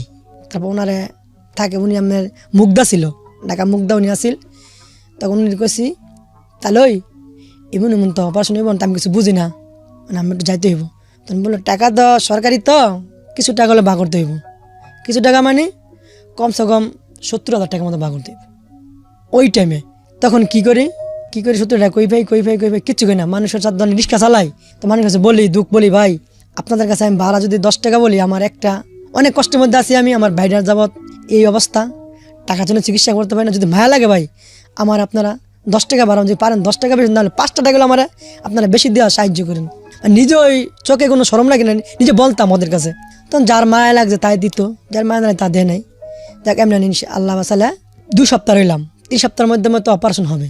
তখন অপারেশন না করলে বাঁচতো না। এবং ডাক্তার ট্রিটমেন্ট করে রাখতেছে, ড্রেসিং করে রাখতেছে, অপারেশন করবো খেলাম। আমার দাদার থেকে আমার বাপে 2% জায়গা পাইছে। আচ্ছা, 2% জায়গা পাইছে। তখন জায়গার মূল্য কম, ওই 2% জায়গা বেচ চালাইছে এই ভাইয়ের জন্য। এই ভাইয়ের জন্য। তখন ফিল একটা খালি ঘর ছিল, 2% বাড়ি বেচা ওই টাকা মেকে আমার তালুরা তৈরি রাখি আমাকে এই চিকিৎসা অপারেশন করলাম। অপারেশন করায় আল্লাহর হুকুম হয় বাঁচবো, অথচ এই রোগী বাঁচানো সম্ভব না। ডাক্তার বলছে তোমাদের কপাল ভালো হয়, বাচ্চা গেছে। অপারেশন কোথায় হয়েছে? ঢাকা মেডিকেল। না কোন জায়গায়? শরীরের কোন জায়গায়? হ্যাঁ, শরীরে কোন জায়গায়? শরীরে মাথার মধ্যে। মাথার মধ্যে অপারেশন করেছে? এখান থেকে মাথার মধ্যে। আচ্ছা আচ্ছা, এখান থেকে মাথার মধ্যে, এখান থেকে কোনো সময় আসে, এখান থেকে এখন তো ফারা। আচ্ছা, মানে ভিতরে সব পয়সা গেছিল। আচ্ছা, তারপরে চিকিৎসা করলাম, 32 দিন এখানে রাখলাম। 32 দিন রাখার পরে এখন তো মায় থাকে মেডিকেল, আমিও থাকি বেশিরভাগ এখানেই। বাড়ির শুনি দিনের দিন না খায় থাকে, দিনের দিন না খায় থাকে। কে না খায় থাকে? আমার বাপ, ওদের ছোট বোনরা না খায়। তখন করছে কি আমার বাড়ি আরেকজন একটা মামু লাগে পাড়াবসি আর কি, উকিল মামু। তখন হ্যাঁ করছে কি গ্রামের থেকে চাউল মানে যা পারছে উড়াই দিছে। হ্যাঁ, উড়াই দেওয়ার রাত এমএসএমএ খাইয়ে চলছে। চলার পরে তারপর আমি বাড়িতে গেলাম, ঢাকার থেকে গেলাম। কেমন কয় এমন তো ঘরে 2 দিন ধরে রান্না নাই, তোর বোনে ছোটো মানুষ করতে করবো। এরপরে উড়াই মুড়াই দিছি। আমি কি করবেন 10 রুপি বার, আপনারা যদি সাহায্য করেন তাহলে আমার বিপদ না, যদি চান আপনারা তাহলে আমি বাইরে বাসা আনতারমো। তখন বাড়ির মানুষ কিছুটা হেল্প করছে। তখন আপনার বাড়িতে গেলাম, ওরা ছিট কেটে দিল, ছিট কাটা বাড়িতে নিলাম। তা বাড়িতে নিলাম ওষুধ, ওইখান থেকে ওষুধ লেখা দিছে। ওষুধ আর কেনার মতো আর কোনো ক্যাপাসিটি নেই। তখন এতই মানুষ খাওয়ামো ওই না, হ্যাঁ ওষুধে কিনবো। তখন কি করি, আপনি বড় ছেলে, আমি বড় ছেলে। তখন আমার মা ওই ঢাকা থেকে ওই কাজই আরম্ভ করছে, ওই এদের বাসায় আরো বেশি বেশি কাজ করে। তা মায়ের দেয়, আমি আর কত গুলামো। এমনও সময় যায় 2 দিন পর নাইটও রিক্সা চালাই, দিনও রিক্সা চালাই। তখন এমন একটা সময় আপনার ওরা নেওয়ার পরে বাড়িতে 8 দিন পর ওই আমার তো বলছে তুই বেশি দূরে যাস না। তখন আপনার মতিঝিল আমার একজন বললো মতিঝিল গেছে। মতিঝিল যাওয়ার পরে সন্ধ্যা রাত্র বাজে 8টা। হ্যাঁ, আপনার ওই ইয়ার থেকে উঠছে, যাত্রাবাড়ি থেকে উঠছে। অনেকখানি ঘুরে ঘুরে আমি চিনি না, আমি চিনাই না। তো ঠিক আমি চিনি না।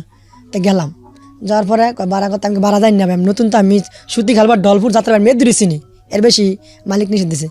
ওইখানে যাওয়ার পরে রাত্র বাজে 8টা নিগুম রাস আপনার নিয়া আমাদের কানে একটা থাল বাদে মারছে, আজ মধ্যে কান্না আমি দেখতে পারি না, শুনতে পারি না।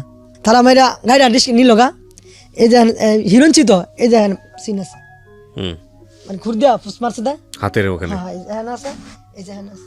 আচ্ছা, তারপর তার গায়ে নিল গা, আমি আসলাম গ্যারেজ আসলাম 10টা বাজে আছে। তখন লগেটা কি কয় কিরে ওয়াশমিন দাস গায়ে না ব্যাপারটা কি কনা ওয়াশমিন তাই নাই। তখন আমি গ্যারেজে কান্দাছি মনে মন। তখন এই গ্যারেজ ওলা আমার ইচ্ছা মতো মায়ের কত গাড়ি বেচ চালাইছস হ্যাঁ নাগর বাগর, তো গাড়ি জরিমানা দিতে হইব। তার আমাদের বাড়ির যে লোক ভাই হ্যাঁ এরকম লোক না, আর জীবনটা শেষ করলে শুধু খালি কষ্ট করতে করতে, আর 7 বছর বয়স থেকে কষ্ট করতে আমরা দেখতেছি। হ্যাঁ গাড়িটা কোন কানে বেচবো, যদি চুরি করতো তাহলে এনে রিক্সা চালাইতো না। আমি দেখেন না আমার কাটাইটা বিশ্বাস করেন না। হিয়ার ভরে কয় না তিয়া করছে, এবার মারতে মারতে আমার দেখ ওই যে তার আছে না, তার একটা বাড়ি মারছে, মানে জানতে গেছি হ্যাঁ আমার কষ্ট দিছে সবাই। তখন কয় না তোকে বাইর যাম রিক্সা জরিমানা দেবো। তখন হ্যাঁ আপনারা আসেন গ্রামের আছে, যদি চুরি করে থাকে তাহলে জরিমানা দিব। বাইরে যাওয়ার পর আমাদের ফ্যামিলির অবস্থা দেখিয়া, ওই গ্যারেজের মালিক 2টা চোখের পানি ছাইড়ে দিছে। পানি ছাইড়ে দেয় উনি নিজে আমার জরিমানা কোন সময় নিজে 2000 টাকা আমার ফ্যামিলিকে দিয়েছে। আমি হ্যাঁ অনেক মারছিও, মিশা কথা করলে আপনাই তা আল্লাহ যে মাপ না করে, হ্যাঁ যে মাপ না আল্লাহ মাপ করাতো না, কারণ আমি বুঝতে পারি নাই।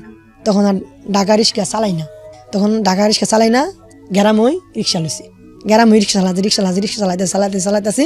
তখন আপনার আমার 22 বছর হইল। আমি আবারও বলছি, আমার যদি সেই সুযোগ থাকতো, আমি যদি বাধ্য করতে পারতাম, তাহলে আজকের এই ভিডিওটা আমি পরিবারের সমস্ত ছেলে মেয়েদেরকে দেখাতাম। কেন দেখাতাম সেটা আমি ভিডিও শেষে গিয়ে বলবো। বলেন প্লিজ। তখন 22 বছর যাবৎ মানুষ কয়, কিছু মানুষ বলে কি ওয়াসিম তোর জীবনটা কি এমবিবিএস শেষ করে দিবি। তখন আমি বললাম দেখেন আমার বাবা অসুস্থ, ছোটবেলাতে দেখতেছি, মায়ের মানুষের বাড়িতে কাজ করে খাওয়াইতেছে, মায়ের দেখা তুই তো করতে, আমি করতে দেখিয়া আর বিয়া দিগতে না। আমি না বিয়া করলে কি আপনি কি হইব, বিয়া করলে আমার এই গরিব আমার কাছে কাটা বিয়া দিব, নাই বাড়ি নাই ঘর থাক, মানুষের সবাই বিচারে একটা মাইয়া দিলে মানুষের একটা ঘর বিচারে একটা বাড়ি বিচারে, তা মাইয়া দিলে থাকতে হইব, আমার কাছে কাটা বিয়া দিব। আপনি তো তখন বাড়ির যে 2 শতক জমি পেয়েছিল ওটাও বিক্রি করে দিলেন আপনার ভাইয়ের জন্য। তখন থাকেন কোথায়? থাকেন ওই যে কাছে বাড়িটা বেচছি, ওর কাছে একবার 11 থেকে বাড়ি আর আছে, মানে বাড়ি বিক্রি করে আবার ওই বাড়িতেই থাকে? হ্যাঁ ওই বাড়িতে রয়েছি। ভাড়া দিতে হয় ওদেরকে? হ্যাঁ না ভাড়া নেয় না, কিন্তু ইদানিং ভাড়া দেওয়া লাগতেছে। আচ্ছা যাই হোক, হ্যাঁ বলেন তারপর। তখন ওরকম মুরব্বীরা বললো ওয়াসিম তুই বিয়া কর, তোর তো একটা ভবিষ্যৎ আছে। আমি কেন বিয়া করতাম না। তারপর গ্রামের এরকম ওই কিছু মাইয়ারা কয় এবার তুই বিয়া করতি না, তুই বিয়া করলে ভালো থাকতে বিয়া করতে পারবি। আমি কই আমার কাছে বিয়া বউ, কারণ বিয়া বলে বউ এটা কইব তো আমার এমন বেড়ামিয়া ভাই অসুস্থ বাপ, মা ঘরে বাসা বাড়িতে কাজ, আমি দু একটা বিয়া করলে বলে দেখো তখন হ্যাঁ অবস্থাটা কি হইব।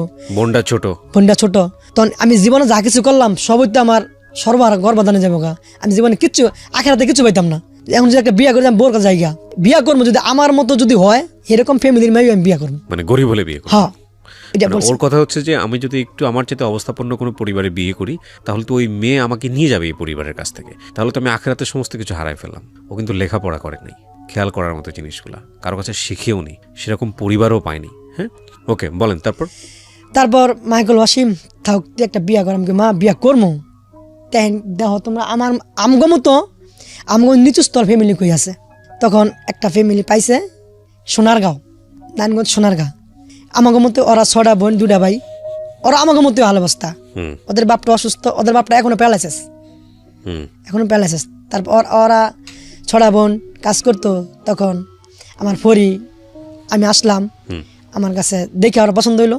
তখন আমিও বললাম, আমি একটা মেয়ের নানি ছিল, নানিকে বললাম আপনার নানি ডাকি, নানি মানে নানির বস, নানি ডাকা প্রয়োজন। তখন বল দেখেন আমাদের আর্থিক অবস্থা কিন্তু অনেক নিচু, অনেক খারাপ আমাদের আর্থিক অবস্থায়, কারণ এমন আমরা গ্রামে সাহায্য তুলে হচ্ছে, আমরা পেটে খাওয়ান গেছে। কারণ আপনার যদি পছন্দ যদি হয় তাহলে আমার সাথে সমর্থন করতে পারবেন। আপনার নাতি লাগে, যদি নাতি যদি বলে কষ্ট করে খাইতে পারবো তাহলে আমি ওরা সমর্থন দিব, বিবাহ করব।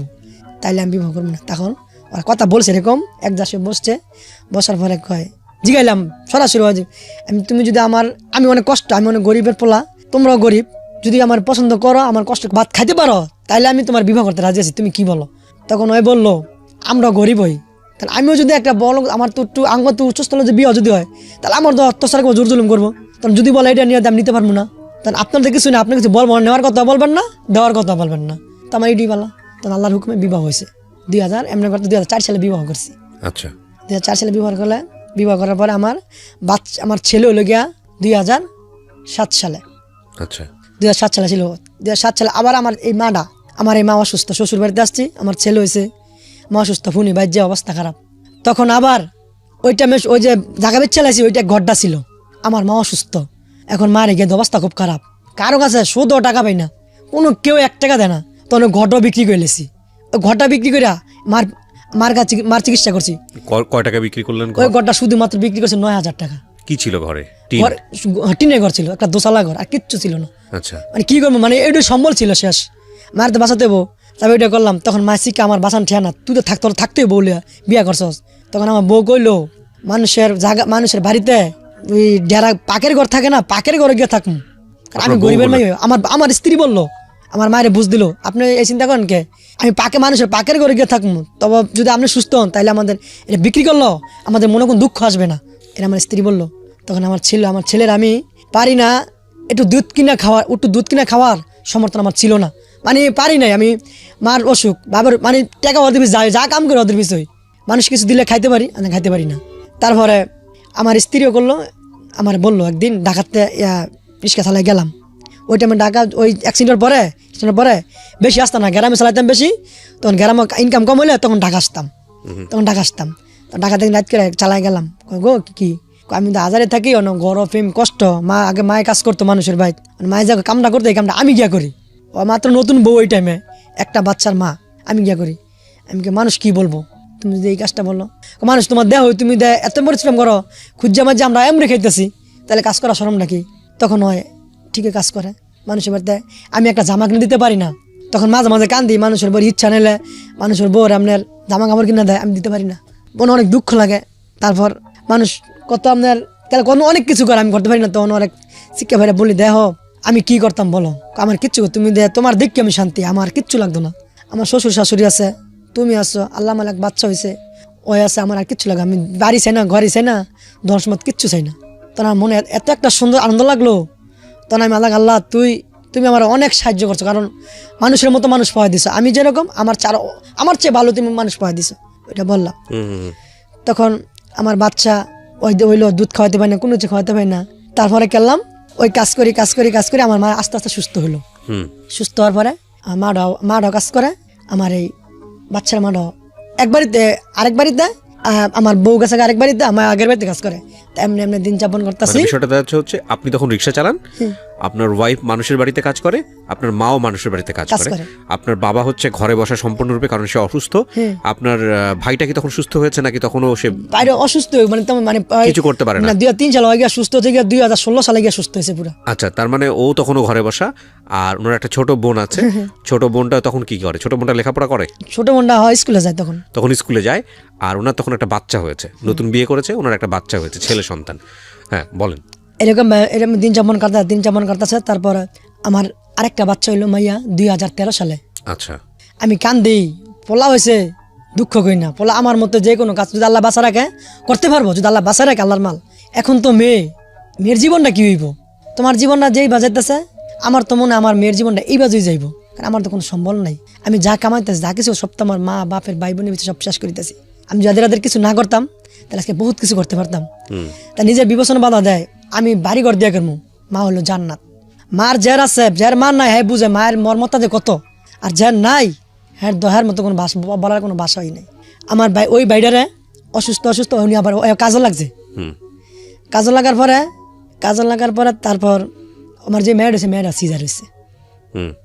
সিজার হয়েছে, ওইখানেও আপনার এই রেনমেন করে মানুষ থেকে টাকা আমাকে লইয়া বাচ্চা আল্লাহর রহমত হয়েছে, ছেলে স্কুলে যাইতে আমার ছেলে স্কুলে যায়, আমি 500 টাকা দিতে পারি না। মাশাআল্লাহ 5 তক পড়ছে, 5 তক পড়ার পরে এখন বর্তমানে ভর্তি হলে প্রায় স্কুল ড্রেস খাতা কলমে কিনতে 4-5 টাকা লাগে। তারপর আমি বললাম, বাবা রে, আমার দ্বারা সম্ভব না, তুই কী করবি আব্বা আমি কাজে লাগে দাম গা। হ্যাঁ, এই পরশু দিন ওরা আমি এক গ্যারেজে কাজে লাগাই দিছি, দুধের বাচ্চা ফোলা, 10 বছর বয়স। আমি অভাবে কী করবো, আমি সব অসুস্থ। তারপর আপনার গত মাসে আমার এই মার্ডার দেখতে পারবেন আপনারা, আমার চোখের একটা মানে চোখ স্ট্রোক বলে, চোখ স্ট্রোক করে আপনি একটা চোখ বাউতি লেগে গেছে, কাগজপত্র আছে, ইসলাম হাসপাতাল লাগছে 1 সপ্তাহ। তখন ওইখানে আপনার ছিট ভাড়া যাবতীয় প্রতিদিন 650 টাকা লাগে। এখন 1 সপ্তাহ রাখছে, 1 সপ্তাহে 20,000 টাকা মতো, ওই টাকা সমস্ত টাকা গ্রামের থেকে মানুষ উড়াই দিছে, সবাই গ্রামের থেকে উড়ে দিছে টাকা। কারণ আমি খাওয়া মধ্যে টাকা হইলাম, তারপর নিলাম টাকা কুলাতে পারি না, তারপর কই আপনার মারা কি চিকিৎসা করবেন না, নিতে বলছে, তারপর নিতে আর নিয়েও নাই, গ্যাস মাছ দেওয়ার কথা ছিল, যাই নাই। তার বাড়িতে আসছি পরে, বাড়িতে আসার পরে আমার মার আরেক রোগ দেখা দিছে, আপনার আনসারে পেটে ঘা হয়ে গেছে, পিত্তস্থলী টিউমার। তখন ওইখান এখন থেকে আমার মার অবস্থা খুব খারাপ। আর আমার স্ত্রী মনে করেন যে ওর শরীর মনে করেন যে এই যে কাজ করতে করতে শরীরের কাছে ফুইলা, মানে আর হ্যাঁ অসুস্থ, মানে কিছু বলতে পারে না, কিচ্ছু বলতে পারে না। আর আমার মেয়েটাও চায় স্কুলে যাইতো, স্কুলে যায়, কিন্তু মানুষের পোলাবাইতে 10 টাকা 5 টাকা আমি দিতে পারি না। এই জন্য আমার অনেক কষ্ট লাগে, অনেক কান্দাকাটি করি। কোন ক্লাসে পড়ে আপনার মেয়ে? আমার মেয়ে ওই দেন ছোট আনে, এখন বয়স কত ওর? বয়স মাত্র 5 বছর 6 বছর পড়ছে। আচ্ছা, ছোট মনে পড়ে। হ্যাঁ, তারপর? তখন আমার মা এই অবস্থায় অসুস্থ, তখন কি করি, এখন প্রতিদিন আমার মার পিছে টাকা লাগে, প্রতিদিন আমার মার পিছে টাকা লাগে। এখন ওই বাড়ি তো বিয়া করেছি, ওই বাড়িটা বিয়া করার পর আল্লাহ আমার একটা মেয়ে হয়েছে, ওরাও অসুস্থ, হ্যাঁ তো অসুস্থ, কাজ করে যাও আলহামদুলিল্লাহ, সবাই এখানে খাই আমরা, কি ভাই ফালাম সবাই মিলে একসঙ্গে থাকেন? হ্যাঁ, একসঙ্গেই খাই। ওই যে গড়টা বেচা ঘর নিচে গা, তো বাড়িওয়ালা আমার জন্য একটা ভিডিও করে নিয়ে আসছে, মানে কোথায় থাকে, প্লাস হচ্ছে ও যে রিক্সা চালায় বা এগুলার একটা ভিডিও করে নিয়ে আসছে। আমি ওর মার থাকার ঘরের ভিডিওটা দিতে পারি। ওই ঘরটা আপনাদের নাই, আপনি যেটা বলছেন ওটা এখন আর ওইটা আপনাদের না, ওই বাড়িটাই ওই তো বিক্রি করে 9,000 টাকা দিল, তারপর উনি আর নেয় নাই ওখান থেকে, কার কাছে বিক্রি না, ওই ঘর নিচে গা, মানে ওই আমার যে বাড়িটা বেচছি ওই বাড়িতে একটা ঘর উঠাই দিছে। আচ্ছা, এর কারা উঠিয়ে দিয়েছে? ওরা ওই মানে ওরা নিয়ে আবার ওরাই তুলে দিয়েছে? কেন তুলে দিল? মানে যে যার বাড়ি, মানে ঘর তো নিচে আরেকজনে, যার বাড়ি হ্যাঁ একটা ঘর উঠাই দিছে, যার বাড়িতে আছেন এর ঘরটা। তাহলে আমি বুঝলাম না, জমিটা যে কিনে নিয়েছে আপনার কাছ থেকে, সে জমিটা নেয়নি আপনার কাছ থেকে? জমি মানে হ্যাঁ তো বাড়ি আরো আছে, হ্যাঁ বাড়ি আর ওরা ওই বাড়ি থাকে, ওই বাড়ি পড়ে থাকবো দেখিয়া একটা ঘর তো বেচলো, ঘর একটা উঠে তোরা থাকেন। ও আচ্ছা, তো যে ঘরটা বিক্রি করছেন সেই ঘরটা নিয়ে গেছে জমির উপর থেকে, পরবর্তীতে ওই জমির মালিক আবার একটা ঘর তুলে দিয়েছে। আচ্ছা, এইটা একটা ওই এক ঘরের মধ্যে আপনারা সবাই থাকেন? কি বলেন, কতজন মানুষ? আমরা 4 জন, ওরা আছে 4 জন। 8 জন? 8 জন লম্বা আর কি, ঘরটা একটু লম্বা। হ্যাঁ, 8 জন বাবা মা? হ্যাঁ, মানে বাবা মা শুদ্ধ 8 জন, সব মিলায় 8 জন? সব মিলে 8 জন মানুষ একটা ঘরের মধ্যে থাকে। কি করবো, থাকার জায়গা নাই তো। ঘরের মধ্যে কি আছে? ফার্নিচার? ঘরের মধ্যে ফার্নিচার বলতে কিছু নাই, কোনো সময় যদি যান আপনারা দেখতে পারবেন, ঘরে কিচ্ছু নেই, কোনো কিছু নাই, শুধু খালি একটা কাঠ বসানো এদুরে, আর কোনো ডেক আছে, খাই দেয় এদুরে। কোনো জীবনে কিচ্ছু করতে পারি নাই, আমার জীবনে কাজ করছি কিন্তু কিচ্ছু করতে পারি নাই। জীবনে কামাই সব বাপ মার পিছিয়ে, ভাই বোনের পিছিয়ে ডালতাছি, এখন পর্যন্ত স্ত্রী শুদ্ধ কষ্ট করতেছে, দুধের বাচ্চা কাজে দিয়েছি, মেয়ে কান্দে টাকার লাগিয়া। আমার মেয়ের বর্তমানে আমার অবস্থা যেরকম গেছে, এরকম মানুষের বাস থেকে জামা কাপড় দিয়ে মেয়ে পিনতে পারে। আমার স্ত্রী একটা জামা 3টা সিলি দিয়ে পিনতে, আমার মায়ের হয় যে আজকে যে কাপড়টা পিনতেছে এটা আরেকজনে দিছে। ওনার ফ্যামিলির, ওনার ওয়াইফ, ওনার মেয়ে আর ওনার মা বাইরে ওয়েট করছে, আমরা নিয়ে আসবো দেখানোর জন্য আপনাদেরকে। বলেন, তা আমি যেটা বলতেছিলাম, মানে খেয়ে আরে ফেলতেছি, ওকে, মানে যেটা বলতেছিলাম যে ওনার আমার জন্য বেশ কয়েকটা ভিডিও করে নিয়ে এসছে, তার মধ্যে একটা হচ্ছে রিক্সা চালানো অবস্থার ভিডিও, ওনার মাকে নিয়ে, ওনার ফ্যামিলি। কই আমি ওইখানে যাবো। ফ্যান আছে আপনার বাসায়? আপনার রুমে ফ্যান আছে? গরমকালে কষ্ট হয় না? না, ফ্যান নাই। ফ্যান নাই? কি করতাম, ইলেকট্রিসিটি নাই? না, কোনো কিছু নেই। একটা বাতি দেয় বাড়িওয়ালা, একটা বাতি দেয়, বাড়িওয়ালায় একটা বাতি দেয় আর কি, মানে রুমে লাগে একটা বাতি দেয়, মানে ফসল লাগে আর কি, আলুর লাগে একটা বাতি। ফ্যান ট্যান কিনতে পারবেন, কি দিয়ে কিনবো আপনার গেলে বুঝতে পারবেন। আমি মিথ্যা কথা বলছি না, সত্য কথা বলছি। আমি ওদের নিয়ে আমি। কোথায় বাড়ি আপনার, মানে বাসা কোথায়? 2,500। 2,500 কোথায় এটা? 2,500 ব্রাহ্মণদী ইউনিয়ন। গ্রামের নাম? ছোট ফাউসা। ছোট বাউসা? ফাউসা। ছোট ফাউসা। ইউনিয়নের নাম কি বললেন? ব্রাহ্মণদী। আর হচ্ছে আপনার 2,500 থানা? জেলা নারায়ণগঞ্জ। জেলা নারায়ণগঞ্জ। অনেক ইউটিউবার আছেন যারা হয়তো এই ভিডিওটা দেখে ওনার বাড়িতে যাবেন, সো গেলেই হয়তো বা প্রমাণ পাবেন কি অবস্থা। তো উনিও বিয়ে করেছে, ওনারও একটা বাচ্চা হয়েছে। আপনার ছোট ভাইয়ের নাম কি? ছোট নাম আবু কালাম। একটা বাচ্চা। উনি কি করে এখন ছোট ভাই? উনি ওই মেশিন চালায়, ওই যে তাঁতের কাজ করে। অসুস্থ নেই, কি করে? আপনার বাবা বাসার মধ্যে থাকে, একদমই কিছু করতে পারে না? কি উনি কাজ করলে বুকের সমস্যা দেয়। আচ্ছা, উনি কাজ করতে পারলে বুকের অনেক উনিও টুকটাক মোটামুটি টাকা ভাঙছি, কিন্তু উনি সুস্থ হয়নি। আর আপনার মা তো এখন এক চোখ অন্ধ। এখন এক চোখ অন্ধ, পুরোই অন্ধ, মানে এক চোখে পুরোই দেখেন না, মানে কাগজ আছে দেখতে পারবেন আপনারা, সমস্যা হবে না। ভিক্ষার যে কথা এটা আমি দেখলাম, ভিডিওটা দেখলাম, এটা তো আমি দিব না আমি ইউটিউবে। এটার ঘটনাটা কি? কোনটা? আপনার মার যে ভিক্ষার যে ঘটনাটা কি হয়েছে? আমার মার ভিক্ষা ওই যে তখন আমি ওইরকম যে বাড়িতে থাকি, তখন কষ্ট দেখা আমার মা খাওয়াতে পারে না ঠিক মতন, এতটি মানুষ। তখন মায় ভিক্ষা করে, আমি বিশ্বাস করি না। তখন আশেপাশে ছেলেরা বললো, যে ছেলের মোবাইলটা বললো, আমি তো বিশ্বাস করি না। কি কস? আমি ভিডিও করে দেওয়া, তার তুই আকাশের ভিডিও করিস? তখন হ্যাঁ, আকাশের ভিডিও করে মায়ও জানে না, ঠিক আছে। তখন আমার দেখাইলো, তখন ওই দিন নিজে এসেছিলাম, নিজে আত্মহত্যা করে নিতাম। মা দেখছে আমি আর গুলাতে পারছি না, তখন আপনার এখন আমার মা যে অবস্থার মধ্যে আছে, যদি আপনারা আমার মার কাছে কিছু শুনতে চান, না আমি নিয়ে আসবো আপনার মাকে, নিশ্চয়ই নিয়ে আসবো। তাহলে শুনতে পারেন। আমি প্রথমে আপনাদেরকে বলছিলাম যে আচ্ছা আরেক কয়েকটা কোয়েশ্চেন একটু জিজ্ঞেস করি। আপনার তাহলে চলে কিভাবে, রিক্সা চালান আপনি? কয় টাকা পান রিক্সা চালায়? ডেলি নিজের রিক্সা তো নাই, জমা দেওয়া লাগে ডেলি 200 টাকা। নিজের রিক্সা নাই, এখন তো পায়ে রিক্সা নাই, সব অটো রিক্সা বার হয়ে গেছে। হ্যাঁ, 200 টাকা জমা দেওয়া নিতে পারি, 200-150 টাকা নিতে পারি, এত নির্ভর। এটা আপনি কোথায় চালান রিক্সাটা? রিক্সা চালায় আড়াজারি, ওই গ্রাম। আচ্ছা, তো এত বছর রিক্সা চালালেন, এত কিছু করলেন, অনেকেই আপনার কাছ থেকে জানতে চাইতে পারে একটা নিজের রিক্সা কেনার মতো অবস্থা হলো না? কি করে আমি একটা যদি বা করতে চাই, টাকা এই যে লাগিয়ে থাকা, তুমি একটা বা করছি, বোর পিছনে লাগিয়েছে কত টাকা, মানুষ টাকা লইছি, নিজের টাকা মিলিয়েছিল, গাছে শেষ।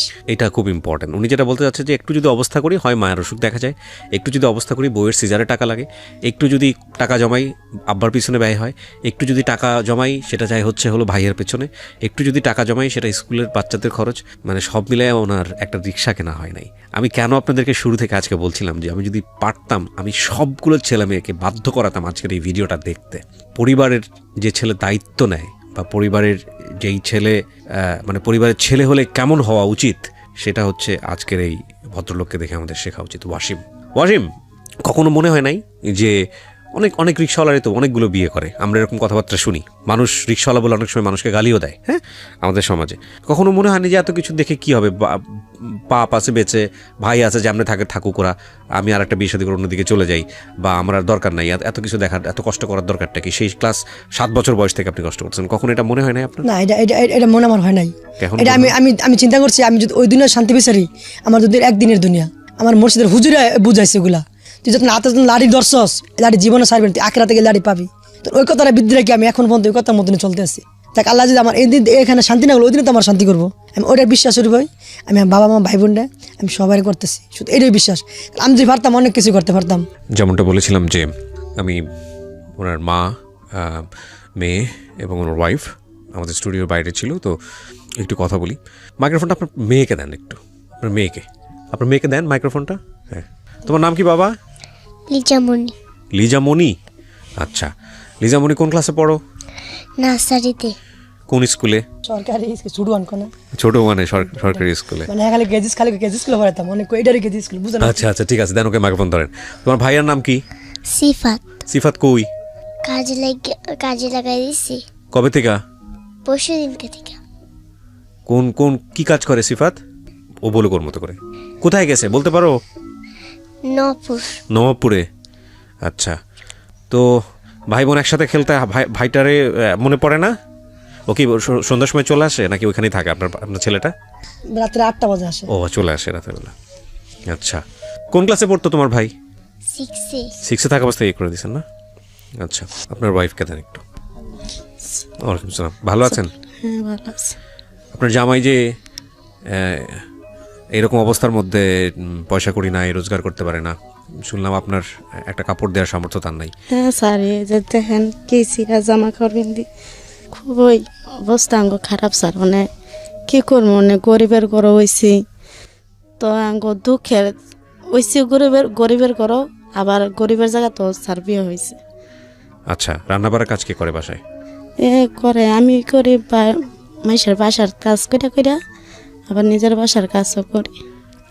আচ্ছা, তো এই লাস্ট কবে আপনার জামাই বাড়িতে মাছ মাংস কিনছে? এই মাসে একবার আনলে আমি এমনি বেটিরা দেয় যে খাইতে দেয়, কিন্তু আমি খাই না খাইয়া ছেলের লেগে, মেয়ের লেগে, শাশুড়ির লেগে নিয়ে আসি। তখন মানে শাশুড়ি কয় আমি খাবো না, তো ছেলেরে দাও, মেয়েরে দাও, কিন্তু ওই মাছ মাংস আনতে পারে না। মাসে একবার আনে না আনলে এটা যথেষ্ট, কিন্তু খাইতে পারি না আমরা আনলে। কি নাম যেন আপনার মেয়ের নাম? লিজা। কাঁদতেছো কেন, কি হয়েছে?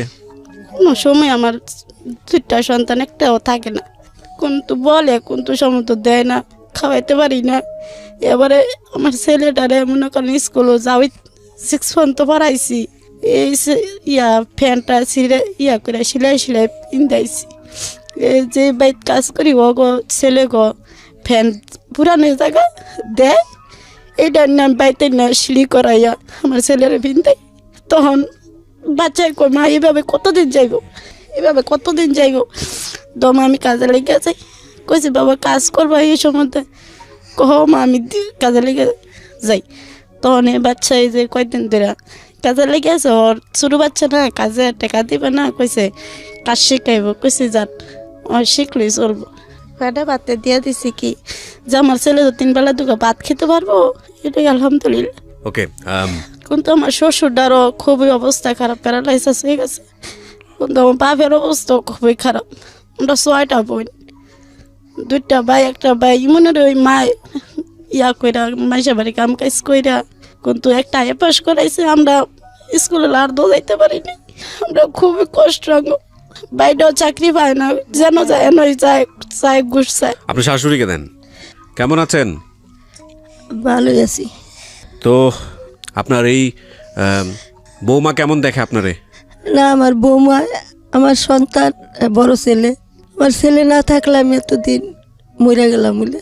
আমার বৌমায় সব কিছু, শ্বশুরে করে, আমারে করে। আমার জিডা বাচ্চা সেটারে বিয়ে দিতারি না, মেয়েটা লায়ে কইয়া রয়েছে, টিয়া বাসা লাগিয়া লেখাপড়া করাইতারি নাই। বাপে অসুস্থ। আমার ছেলে আর আমার বউ আমাকে না করলে আমরা এতদিন বাড়ির তলে থাকলাম বলে। আমার বউ বলা পাইছি, আমার সন্তানও কেউ কোনো কিছু দিলাই না, আমার হাতও দেয় নাও মা তুমি খাও, আমি আর খাইতারি না। আমার নাতি 2টা চাইতে আমি খামু কেমনে, তো নাতি 2টার হাতও দিয়ে লাই। এক ঘরের মধ্যে নাকি থাকেন সবাই? হ্যাঁ, এক ঘর। ওই একটা জায়গা আছিল কদ্দুর, এর বাবার অসুখের সময় জায়গাখানি বেচা চিকিৎসা করছে। অনেক আমার সন্তান গো পায়ের তলে মারি নাই। আমার সন্তানরা বাড়াতে 2টা ছেলে, একটা মেয়ে। মেয়েটারও বিয়ে দিতারি না টিয়া বাসার লাগিয়া। ছেলে গো কোনো সুখ শান্তি আমি দেখতে যাইতাম না। আপনার এই শাড়িটা, এটা কি আপনার? না, এটা ঈদের মধ্যে জাকাতের কাপড় দিছে। ঈদ আলি ঈদ্র করতে পারি না, মানুষের সময় চিনি হেডি রাইন দেয়া ভুতে গো বউ গো লইয়া তো খাই। মানুষের জাকাত দিলে জিয়ারও সালোয়ার কামিজ বানাইয়া দেই। আমার হুইতে খাওয়াইবো, আবার ওষুধ পানি হুইতে আবার কাপড় লাতা করতে দিব, আমার হুইতে তো দিতারে না। হুইতার মনটা তো অনেক বড় আছিল। আপনার ছেলে যে এই ছোটবেলায় 7 বছর বয়স থেকে সে হচ্ছে কাজে গেছে, হ্যাঁ, এত বছর ধরে আপনাদেরকে এইরকম ছেলে কয়জনের ঘরে হয় বলেন তো? আল্লাহ শুধু আপনাদেরকে দরিদ্র করেছে, সেটা না হয় অন্য জিনিস, যে আমরা সবাই কোনো না কোনোভাবে দরিদ্র কষ্টে আছি, সেটা ঠিক আছে, কিন্তু এইরকম ছেলে কয়জনে পায়? আপনি তো ছেলেকে লেখাপড়াও করেন নাই। আমাদের অনেক লেখাপড়া ছেলেরা অনেক বড় বড় পোস্টে যায়, অনেক বিশ্ববিদ্যালয়ে পড়াশোনা করে, তারপরে বাপ মায়ের দেখে না। এরকম অনেক ভিডিও আছে, বাপ কোটি কোটি টাকার মালিক রাস্তায় ফালাই দিয়ে রাখছে, কিন্তু আপনার এই ছেলে রিক্সা চালক, রিক্সা চালায়। না, আমার ছেলের মনটা অনেক কইবাল, আল্লাহ অনেক রকমত দিছে ছেলের। এটা আল্লাহর কাছে আমি লাখ লাখ শুকর, আলহামদুলিল্লাহ। আল্লাহর দরবারে আমি দোয়া করি আমার ভিতরে নিয়ে আল্লাহ শান্তি দেয়, আমি এই কামনাই করি। ওকে, লিজামনির কাছে যাই, লিজামনিকে দিয়ে শেষ করব। লিজা, তোমার জামা কয়টা? একটাই। এই যে যেটা পরে আছে এটাই জামা, আর নাই জামা? তো ঠিক আছে, দেন আপনি মাইক্রোফোনটা নেন। আপনি ওয়াসিম বলেন, আপনার কথা দিয়ে শেষ করব। কেন আসলেন আজকের এই অনুষ্ঠানে? আমার গায়ে শক্তি আছে, আমি চাই না কারো কাছে হাত পাততে।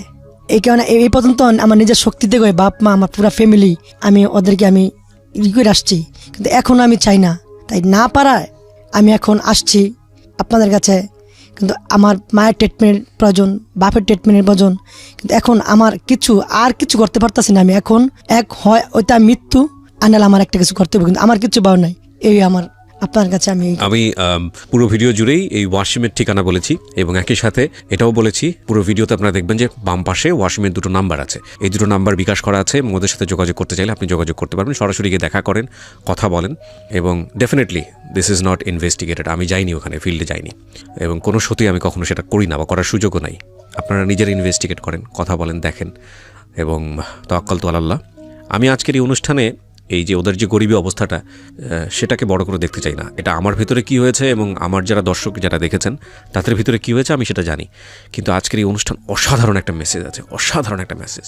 সেটা হলো যে আমরা যে হিরো খুঁজতে বইয়ের পাতায় খুঁজি না হিরো, কিংবা আমরা যদি বলি যে ইতিহাস থেকে হিরোদের কাছ থেকে শিখো, বা অনেক বড় বড় আইকন আমাদের সামনে যাদেরকে প্রেজেন্ট করা হয়, তাদের ম্যাক্সিমামই দেখবেন যে পেছনে একটা অনেক বড় অর্থনৈতিক ফিগার থাকে, অনেক টাকার মালিক। তারা পরিচয় ছিল না, রাস্তাঘাট থেকে উঠে এসছে, কিন্তু অনেক কোটি কোটি টাকার মালিক। তারা আমাদের সামনে হিরো হয়। হিরোর একটা খুব সিস্টেমেটিক একটা ফিগার থাকে, এর বাইরে তারা না। কিন্তু আমার কাছে মনে হয় এরা হচ্ছে আমাদের আসল হিরো। ঠিক উল্টো পথে চলেছে, টাকা নাই, পয়সা নাই, কিচ্ছু নাই। সেই 7 বছর বয়স থেকে পরিবারের হাল ধরেছে এবং পরিবারের সদস্য সংখ্যা বেড়েছে, ফ্রাস্ট্রেশন বেড়েছে, যুদ্ধ করেছে প্রতি মুহূর্তে, কিন্তু কখনোই বাবা মাকে ছাড়েনি, কখনো সন্তানকে ছাড়েনি, কখনো বউকে ছাড়েনি এবং কখনো ভাইকে ছাড়েনি। একটা ঘর, সেই ঘরটা নিজের না, পায়ের নিচে যে মাটি সেটা নিজের না, কোনো কিছু নিজের না, কিন্তু এত সুন্দর বন্ধন এই পরিবারের মধ্যে, কেউ কাউকে ছেড়ে যায়নি। ও হচ্ছে রিয়েল হিরো, আসল হিরো। এই ওয়াসিম হচ্ছে আসল হিরো। ওয়াসিম, আপনি আমাদের আজকে অনুষ্ঠানে এসছেন এবং আমি এটা ইউটিউবে দিব, পাশাপাশি আমার রেডিওতেও যাবে। এবার আপনার মুখ থেকে নাম্বার দুটো একটু বলেন তো, যেখানে আপনার সঙ্গে যোগাযোগ করা যাবে। আপনার এই দুটো নাম্বার কি আপনার নামে রেজিস্ট্রেশন করা? একটা মানে ওটা নতুন আছে, ওটা আমারটা মস্ত আছে। আচ্ছা, আপনারটা আর আপনার ওয়াইফের নাম্বার, দুটো নাম্বারই বলেন। একটা মুখস্থ আছে যেটা, ওটা আমি আপনাকে সহযোগিতা করছি, আপনি এখানেই বলতে পারবেন, সমস্যা নেই, বলেন। 01784 814230। আচ্ছা, আরেকবার বলেন। 01784 814230। এটা আপনার নাম্বার? এটা বিকাশ করা আছে? বিকাশ করা আছে। আচ্ছা, আর আপনার ওয়াইফের যে নাম্বারটা?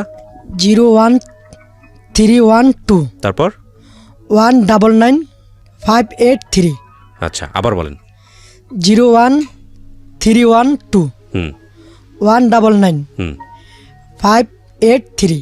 ঠিক আছে, এই দুটো নাম্বার থাকলে ওনাদের সঙ্গে যোগাযোগ করার জন্য আপনারা যোগাযোগ করবেন।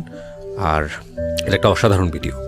যাওয়ার বেলা যে কথাটা একটু বলে যাই, সেটা হচ্ছে অনেকেরই আবার কনফিউশন হতে পারে যে যাদের এই অবস্থা তারা আবার এই ভিডিওটা কীভাবে করে নিয়ে আসলো। ওরা যে ভিডিওটা আমি অনুষ্ঠানের শেষে দিচ্ছি, সেই ভিডিওটা একটা মিনিংফুল ভিডিও। যে কথাগুলো বলেছে সেখানকার রিক্সা চালানোর, প্লাস হচ্ছে হলো